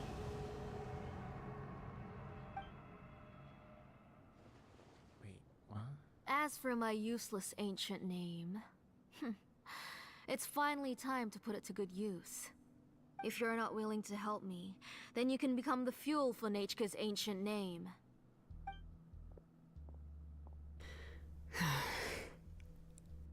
Xilonen, you have yet to make a move. I take it you're examining the inscriptions around you. It's no use. I've already set up the blaze gem inscriptions, and the engraving diagram has already begun to run. It's all thanks to your ideas.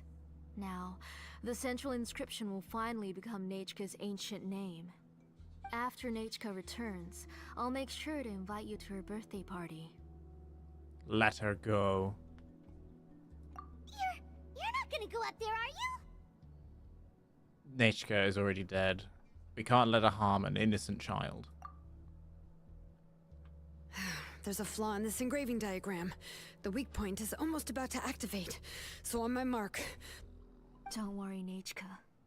Don't worry. Mom is here. 3. Mom will always be with you. I'll never forget you. 2. Wake up, Nechka. Now. Please, wake up. 1!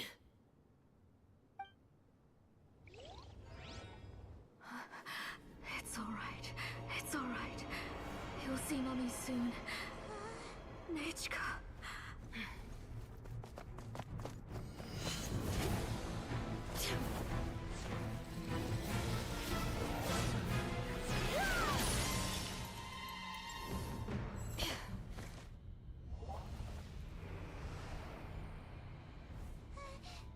Keep back! Those are distorted thoughts. In the mists are the thoughts' twisted cries. If you become tainted by them, they will control you, and you'll never be free again. Where are you? I don't want medicine. It hurts. It hurts. Why am I alone? Nechka, why? No more medicine. Will you stay with me forever? Please never leave me again. The hell's going on?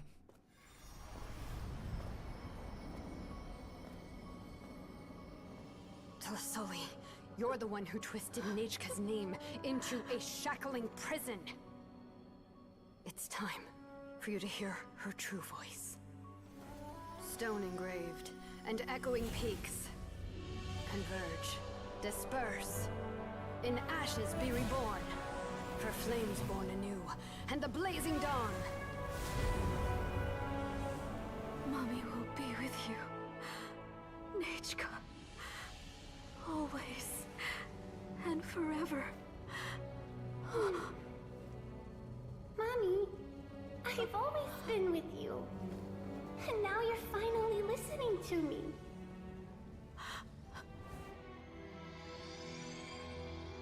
The old births the new, as flowers shield the roots, so life ever cycles until we return to the loam.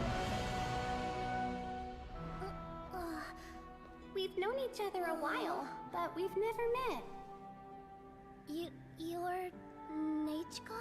Yes, but I still don't know your name. My name's Nepeka. It really suits you.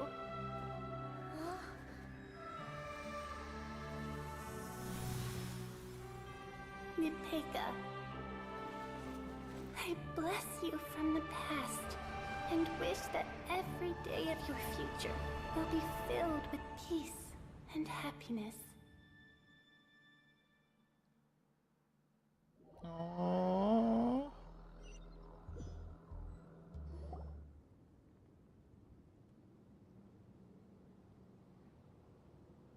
Well, she's gonna be broken. I saw Nechka and was speaking with her, but now, where did she go? Nechka? Nechka? Where are you? Answer, Mummy. Please. Please. Yeah, she's broken. Xilonen, you saw her too, didn't you? You saw my little Nechka. I felt her hands and hugged her. I was right. I was right. Those gray shadows were just a minor mistake. I just need to restart the ritual again. Alright, I'll start it again and Nechka will... Have you still not come to your senses, Auntie? What senses? I was not wrong. Nothing about what happened was wrong. She's just a little upset and was trying to ignore me. That child sure knows how to throw a tantrum. But I understand. I can accept that. Enough, Tlasoli! The person you summoned with the Blaze Gem inscription wasn't the real Nechka at all. You collected memories of Nechka from countless people, but you forgot one thing. Among what you gathered were not only real memories, but also countless emotions. Didn't you realize what kind of emotions people would feel upon seeing Nechka's condition? When people held a dying child's hand, when they felt her faint breath and saw the helplessness in her eyes, when they sensed her body growing colder and colder, what could they feel but abject pain and sorrow? I took those emotions. You absorbed those emotions into the Blaze Gem inscriptions and solidified them as a piece of her past. Those gray figures were projections of that past. They could only reproduce the appearance of Nechka in her sickly state. What the real Nechka wished to say was drowned out by those twisted and painful thoughts. I didn't want things to turn out like this. All I wanted was to remember Nechka, to see her again. Nechka has always been with you, Auntie. Everything has long been recorded on your ancient name. The one you said was useless. You exhausted every option and sacrificed everything in the hopes of saving your daughter. That is undeniable. But have you forgotten the true meaning of your own ancient name? My ancient name is Undugu. The immovable love between you and Nechka has already been recorded in your ancient name, but you chose to ignore that. Names are blessings from the past to the future. You told me that, Auntie. You gave Nechka her name, her first blessing.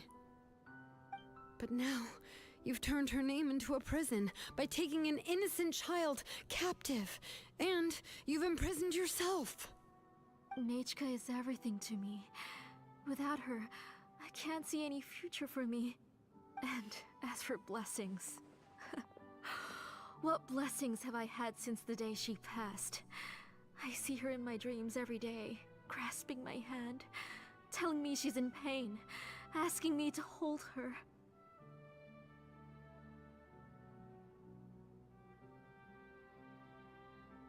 But I can't say anything. I can't grasp her hand. All I can do is shout her name over and over again until I wake up. Every day, every single day, I've hated myself, and ancient names too. Who knows? Maybe hate would have been the only thing left to her too. You think Nechka would have come to hate you?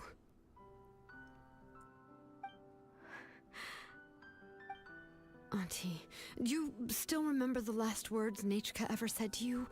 Do you remember what her final words really were? I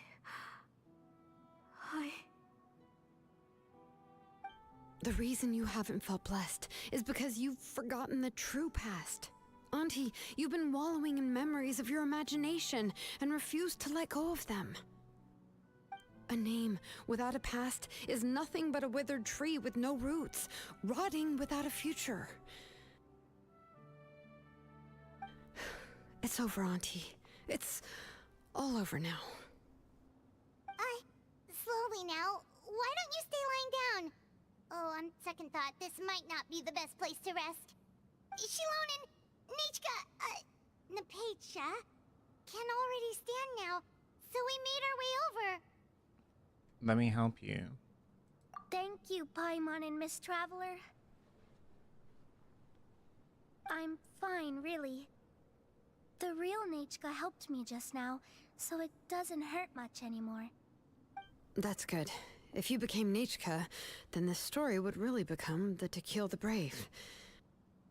This isn't the place to chat. Come on, let's get out of here. But what about Tlasoli? Oh, don't worry.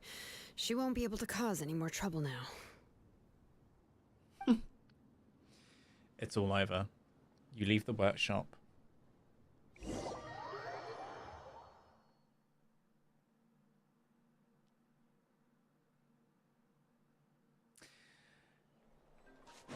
That was wild. Like, what the hell? What was that?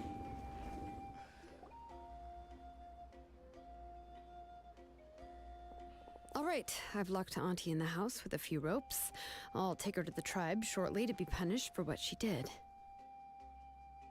As for now, we can get away from the house and get some sun. After dealing with all of that, I'm completely out of energy. She's already planned out everything. Xilonen sure doesn't waste time. It's still so scary to imagine. Tlasoli wanted to turn her adopted child into Nichka, and she even nearly succeeded. Good thing we found out in time. Xilonen knew what we had to do right away. Yeah, she was so cool in the final moments. She went right into action and took control of the situation instantly. Well, it's all thanks to Nepeka's resilience. She never gave up. If it weren't for her bravely trying to get help, then I wouldn't have noticed Auntie's plan so easily. You're so brave, Nepetja. It was thanks to all of you encouraging me. Nepeka? After all, this was already the last idea I could think of. Huh? I tried to get the attention of many others who visited before, but they were all either quickly whisked away by Tlasoli or simply refused to believe me. Even if I told them everything, Tlasoli would just blame my illness to cover it up. All she had to do was start to cry, and then the guest would try to comfort her, but completely forget about me. She would inspect all the letters I sent and any gifts I received. And then, if I didn't comply, she would force me to drink some strange medicine. Medicine? It would put me to sleep for a few days, and it would be hard for me to remember anything. I would see a lot of weird things while I slept, and the walls around me would start talking. I would be so scared every day. If I wasn't able to get your help this time, I might have just given up. That's all in the past now. You have us now, Nepeka. If anyone dares to hurt you again, the Traveler and Xilonen will send them flying! Yeah. Sorry, I just can't help it. You are already super brave, and you even managed to call Xilonen for help. Oh, you definitely found the right person. Xilonen isn't the kind of person who gets distracted easily by crying. She pays attention when someone's talking and doesn't miss a beat. And it was because of your help that I was able to pick up on the details. Without you, it would have been extremely difficult for her to communicate that she needed help.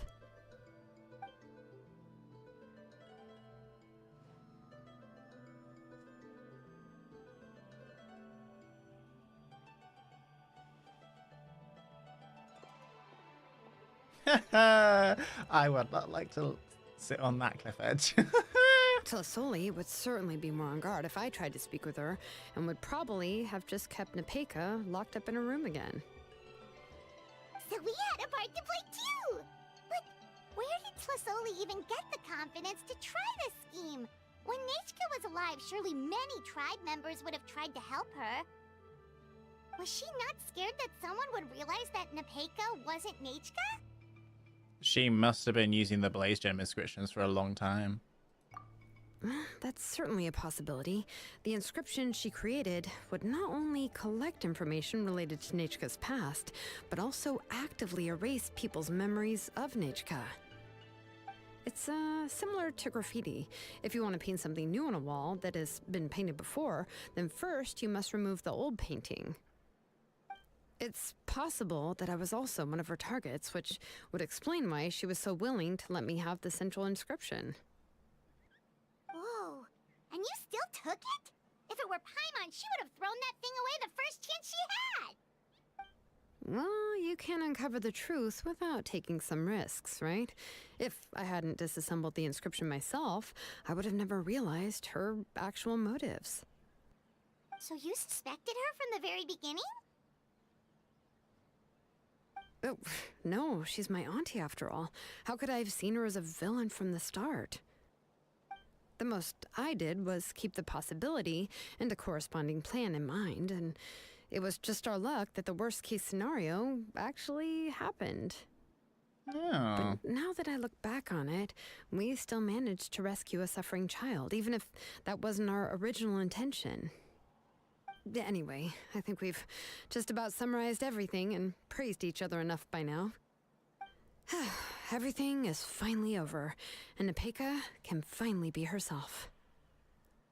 So, what should I do now, Xilonen? You should do whatever you like, of course. No one's going to lock you up anymore. But I don't know what I can do. Everything I know is about Nechka. What she liked to eat, which flowers she enjoyed, how she acted and spoke. I'm not her, but I can only be like her. I don't know, Xilonen. I just don't know. Oh, don't worry, Nepeka. The Blaze Gem inscription isn't working anymore. No one will force you to be somebody else again. But I no longer remember anything about myself now besides my name. What if I never remember my life and lose all of my past? I'm scared, Xilonen. What should I do? Oh, don't cry, Nepeka.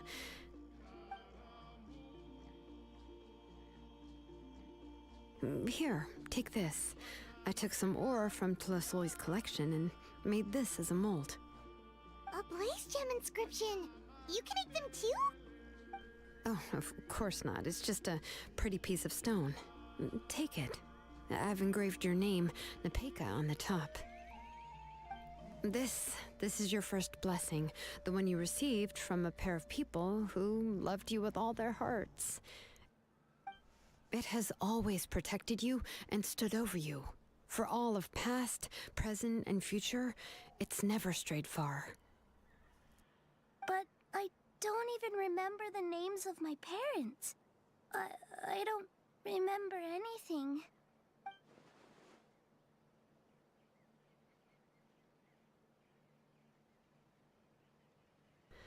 Huh. I won't make any big promises and say everything will return to normal. I'm not sure what kind of future you will face. I can only promise that no matter what the future holds, your name will never fade. This is a blessing given to you by a name engraver. You'll continue to grow and mature as a sapling sprouts upward and becomes a healthy tree, or as birds spread their wings to fly high into the sky. Your name is your starting point, as well as your guide. Remember your name and everything you've experienced, and you'll know how to step into your future. I'll do my best. You can do it, Nepeka. We'll always be with you. Thank you all. Xilonen, Paimon, and Miss Traveler. If you really can't come up with what to do, don't worry. Just relax and take it easy. We're from the same tribe after all. If nothing else works, I can always go to the elders and look up your history. And until then, you can stay at my workshop. I can handle another mouth to feed. You mean the workshop with all the books and everything that basically is going to keep her in, like, I don't know, something? So you do have a backup plan. Do you think you can find anything about her? I don't know if the plan will work. I'm not even sure who I should look for. Well, rather than placing our hopes on a plan that relies so heavily on luck, we should just focus on ourselves. Well, anyway, enough about all that for now. Let me take Plasoli back to the tribe first. Oh, come with me, Nepeka. Oh, gosh. I nearly forgot that we haven't even had dinner yet. What would you like to eat? Huh? Oh, anything. I'm not picky. Oh, good. Let's go. We have a lot of work to do. We have a very busy future ahead of us. Oh, and one more thing. Happy birthday, Nepeka.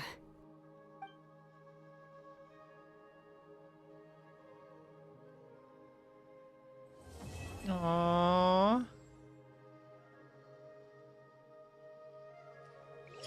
Happy birthday, Nepeka. Here's your freedom.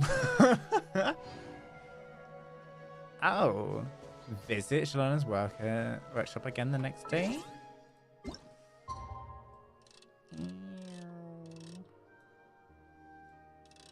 Yeah. Go.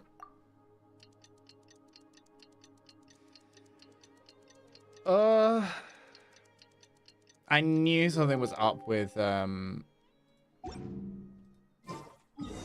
Sally. I can't remember her name. I need to learn how to say these names and remember them because I just there's so many. I just can't remember.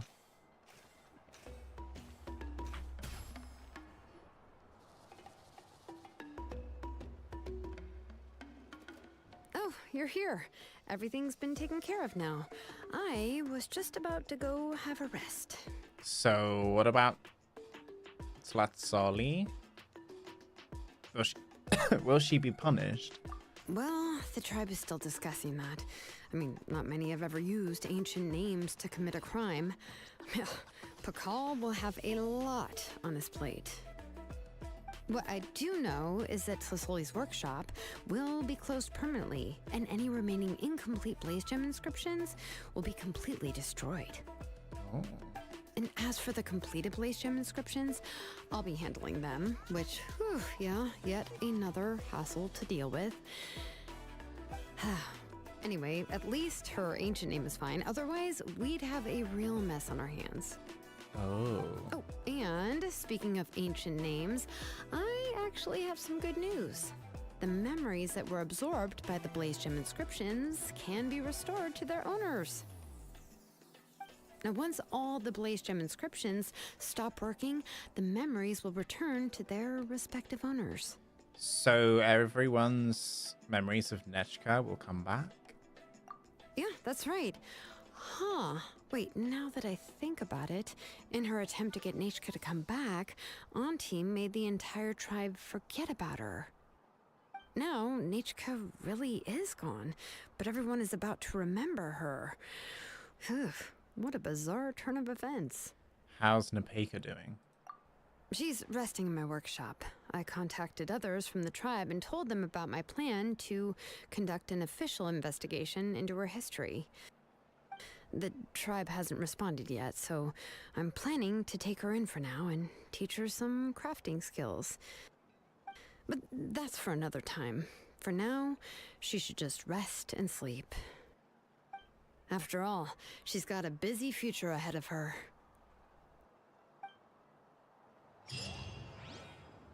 Yay! New quest. Oh, right. That's the event. Yeah. Amazing. Good luck making a YouTube video for the quest. Thank you.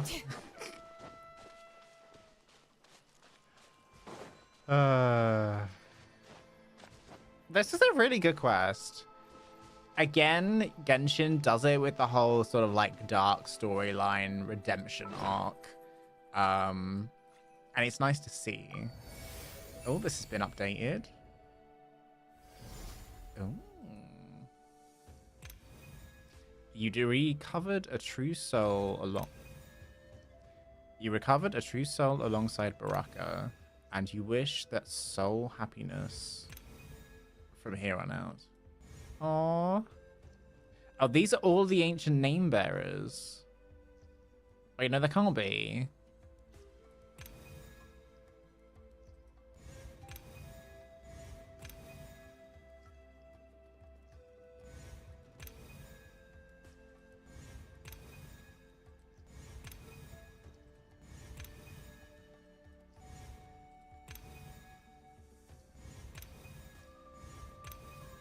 So we got 1 more in the inner circle and then 5 more in the outer. Okay. And then the pyro in the middle. Kyongotsi. I presume that is the name of the Archon.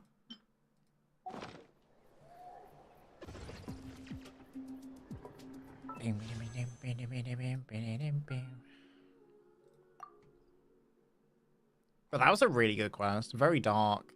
Lots of different kind of texture and depth in it.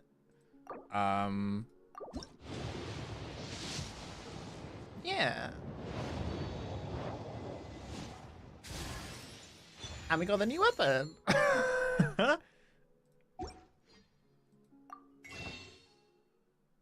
Let's go. New weapon.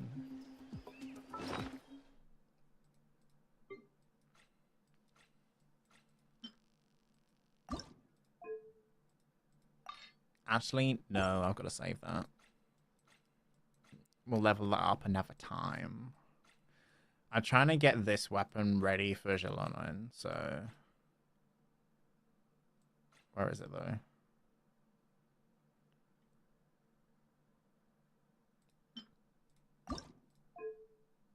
Yeah, we're almost there with it.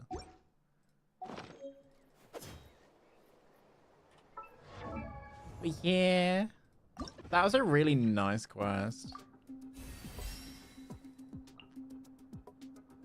I mean, I need 3 of these. Let's go. Plenty of time. So all I need now is books, because I don't have books for some reason. And I need crystals. I need the last 3 of these, which... Can I do this now? No. Let's go get that last little bit of reputation.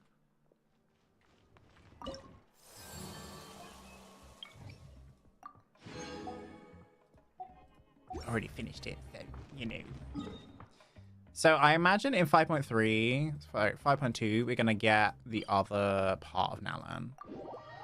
And we'll get those extra reputation missions and all that kind of stuff. It's going to be really good. Really, really good.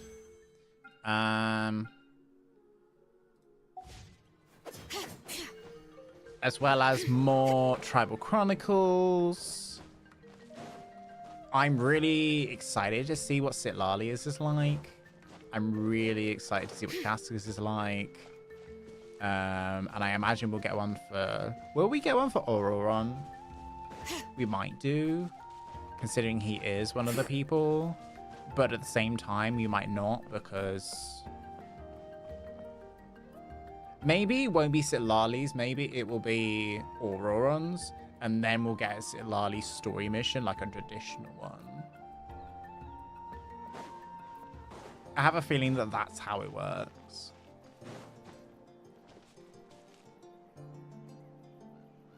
So yeah, it's good. All right.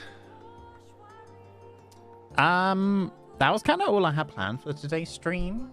So thank you all for joining me. It's been so much fun. I will be back tomorrow. Fingers crossed, tomorrow. At 4 p.m. UK time. Oh, that's not what I wanted.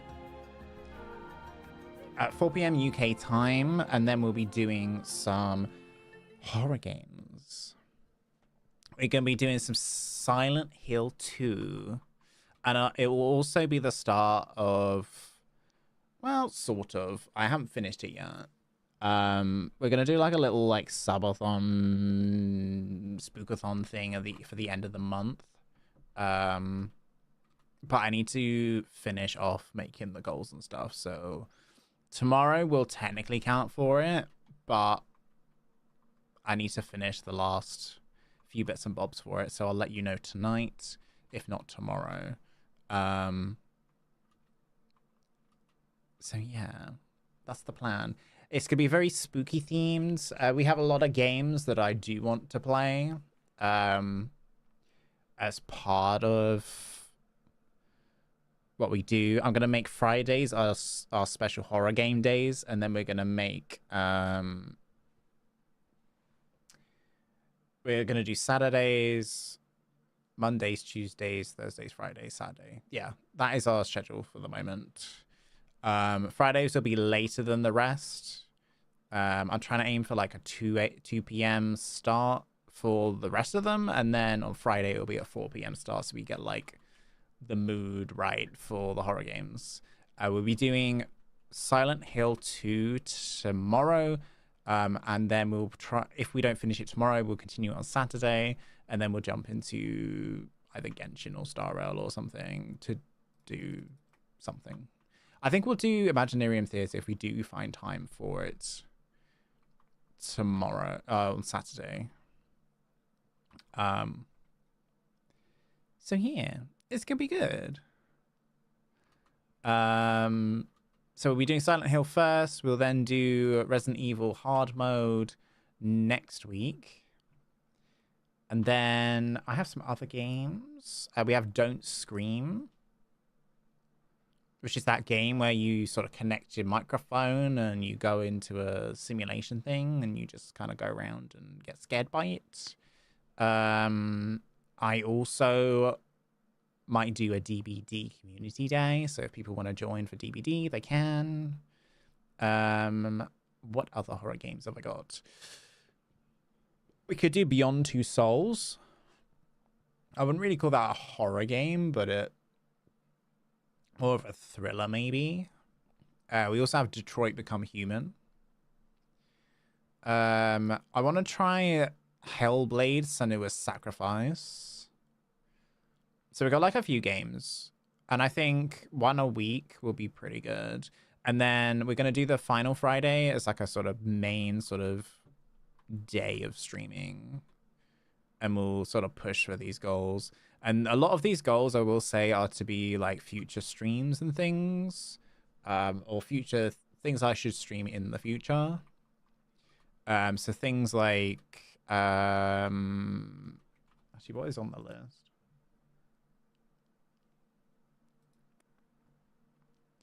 But I need to figure out the best way we're going to implement the thing. Do I do subs on Twitch, or do I do like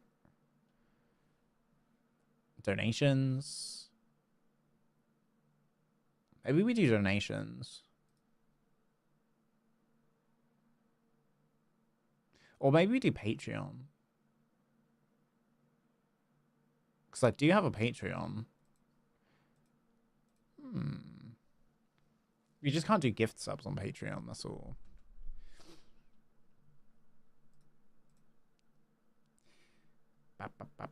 Yeah, so we got Inazuma Fishathon as a future stream option.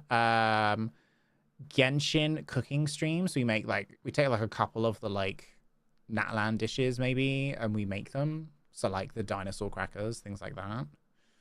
Just something fun, you know. Outlast Trials, Resident Evil 3. I might try and mod that. And we'll have like a fun little stream of that. Some other games that I have. God of War. I could consider downloading Diablo 4, but I don't really know about it. Labyrinthine, since I last played, it's probably had a lot of updates, so I'm hoping that we can play that. We got the Elden Ring DLC I've got to do.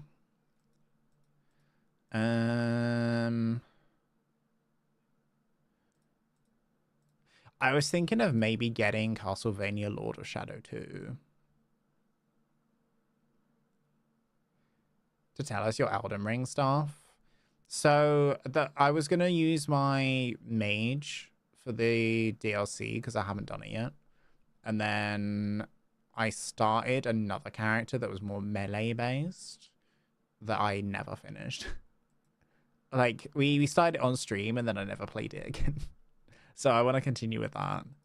And that is a pure fresh account. That is, I think I've done like a boss and that's about it. So that'll be a fresh playthrough.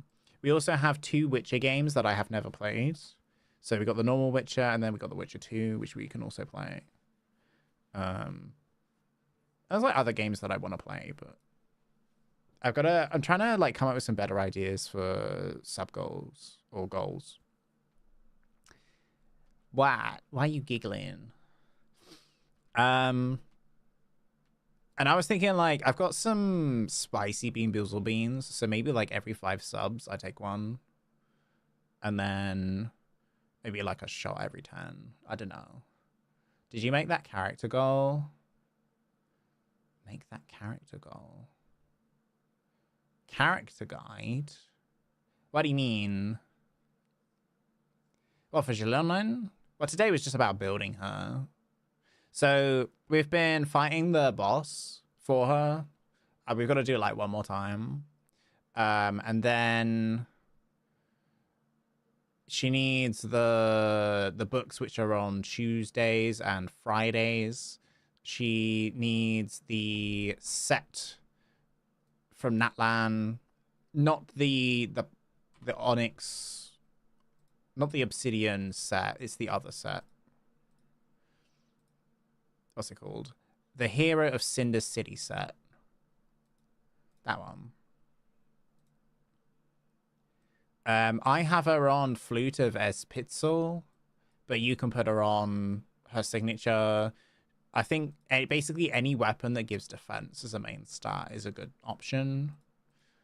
If you don't have that, I think energy recharge is a better option. Is a good option, sorry.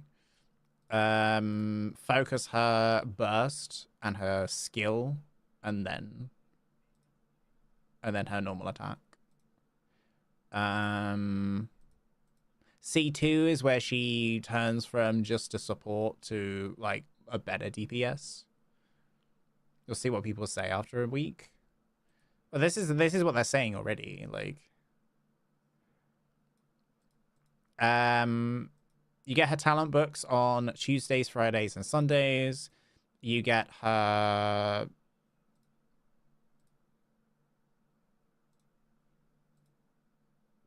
for the 4-star weapon, the Epitzel one.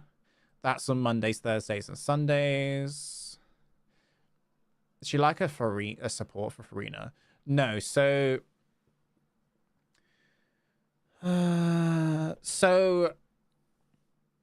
in what I've read online, because even I was a bit kind of confused about how she worked. So if you're playing her as a support and you've built her as a support, you want to make her sort of defense focused, with some crit rate and crit damage and energy recharge. And the way you want to do it is you want to make sure that her burst is up And then as soon as you get into a fight, you do your burst, you do your skill, you hit twice with your normal attacks, and then you switch. And in the team, you need to have at least 2 people of either hydro, pyro, cryo, hydro, cryo, or electro.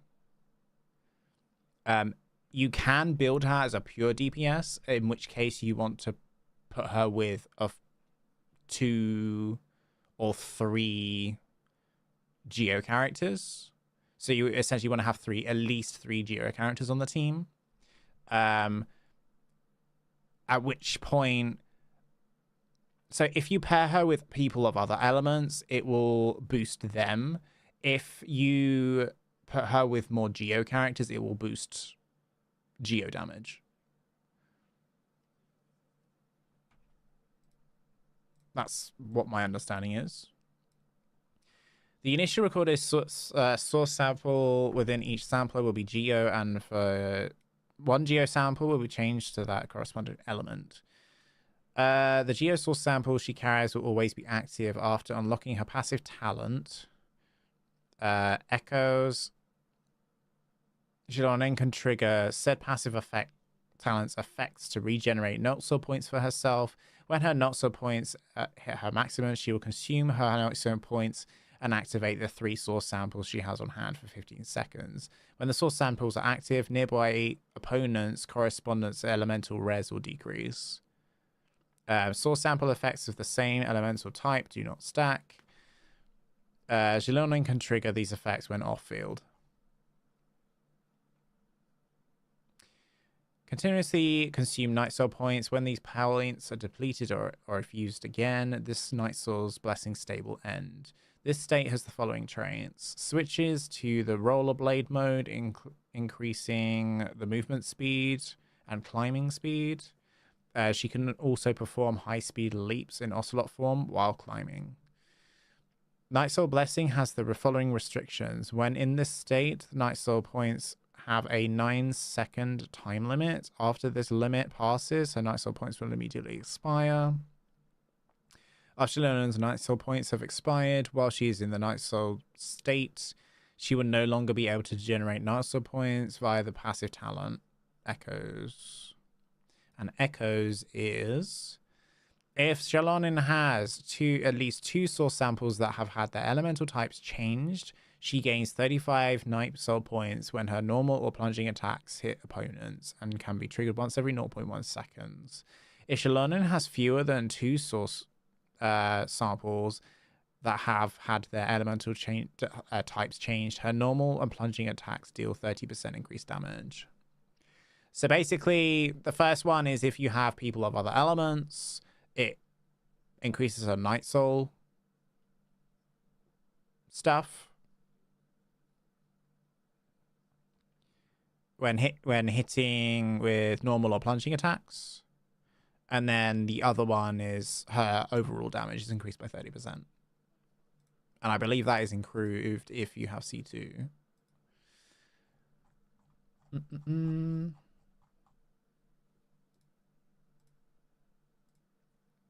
But yeah, all of her stuff is defense. So just put as much defense into her as possible. You can use her signature weapon. I think Shiori's weapon is also an alternative. And then it's Flute of a Pitzel. And then other 4-star options that are defense-based or energy recharge-based. But yeah, that's basically how to build her. She's really cool. I like her. She does take a bit of... she's an interesting character. But yeah, I think I'm going to end the stream there. So much defense, yeah. So I have the disadvantage that all of my stuff is not... like, all the stuff with defense that I have is not leveled, and I don't have the materials to level it. And the other problem I have is that nothing of the element of the set that she needs is leveled, but also not all of it is defense based. So it's just very much sort of like hit and miss.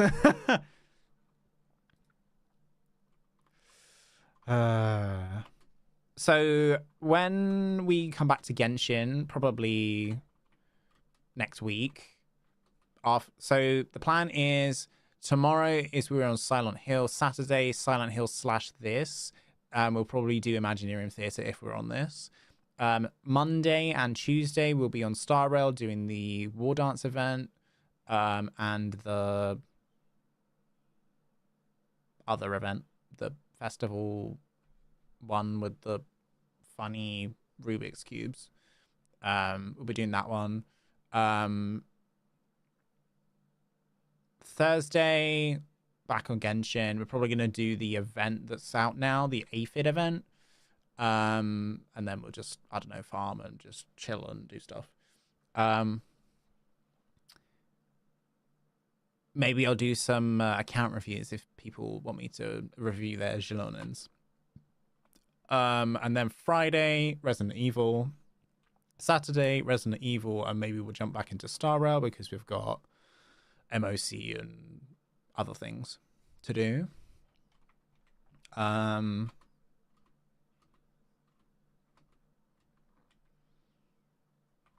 want to do like a lore stream or something like that at some point.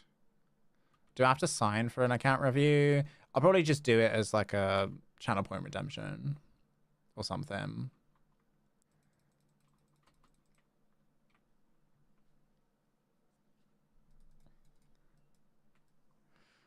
I haven't done polls on this channel for a while. I don't know.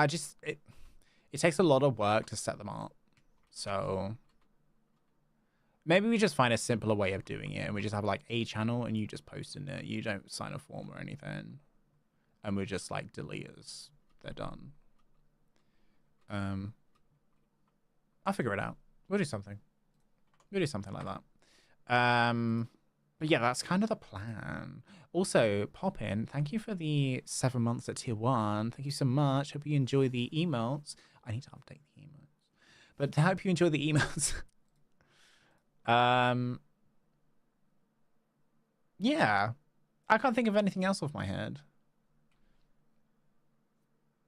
I just know I need to do Star Rail in the next 10 days. That's my plan. Maybe we will just do an extra horror stream or something. You love this emote? I love that emote as well. I found, like, I literally went into the game, right? I literally went into the game, waited for her to swing at me, and then put up photo mode just for that.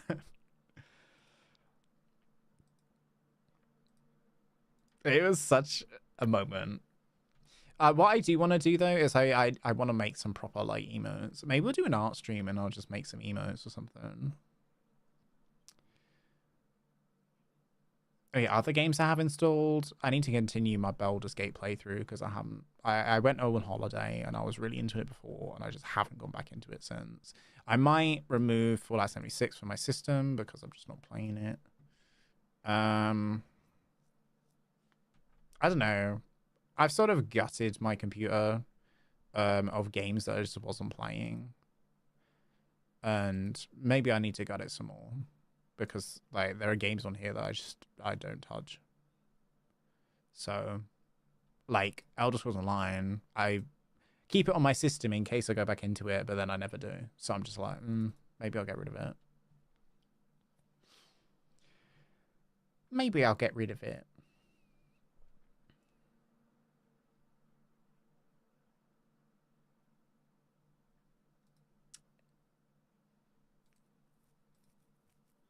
Maybe I'll just get rid of it. It'll be easier. All right. Thank you all for joining me today.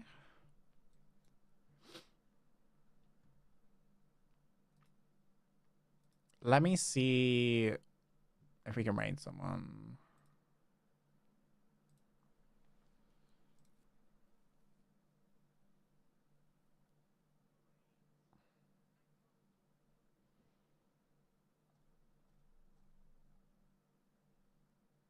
You know what? I kind of don't want to raid anyone, to be honest.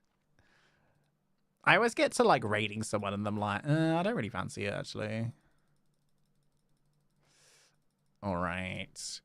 I'm going to leave it there. Take care, everyone. If you haven't already, please follow the Twitch, subscribe to the YouTube, do all that amazing stuff. I'm going to put together some videos.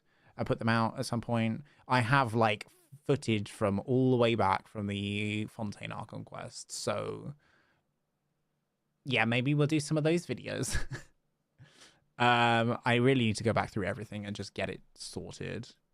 I need to start getting stuff off of my system. So, I think I'm going to focus on uploads a lot. So if I don't stream, it's probably because I'm going to have an upload. I'll try my best to do both.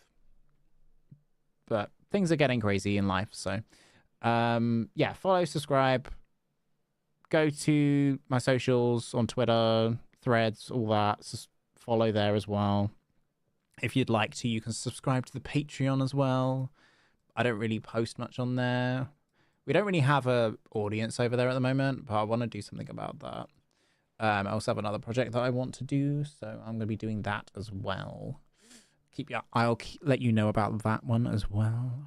All right, take care. Bye-bye. See you tomorrow for Spooks. Spooks.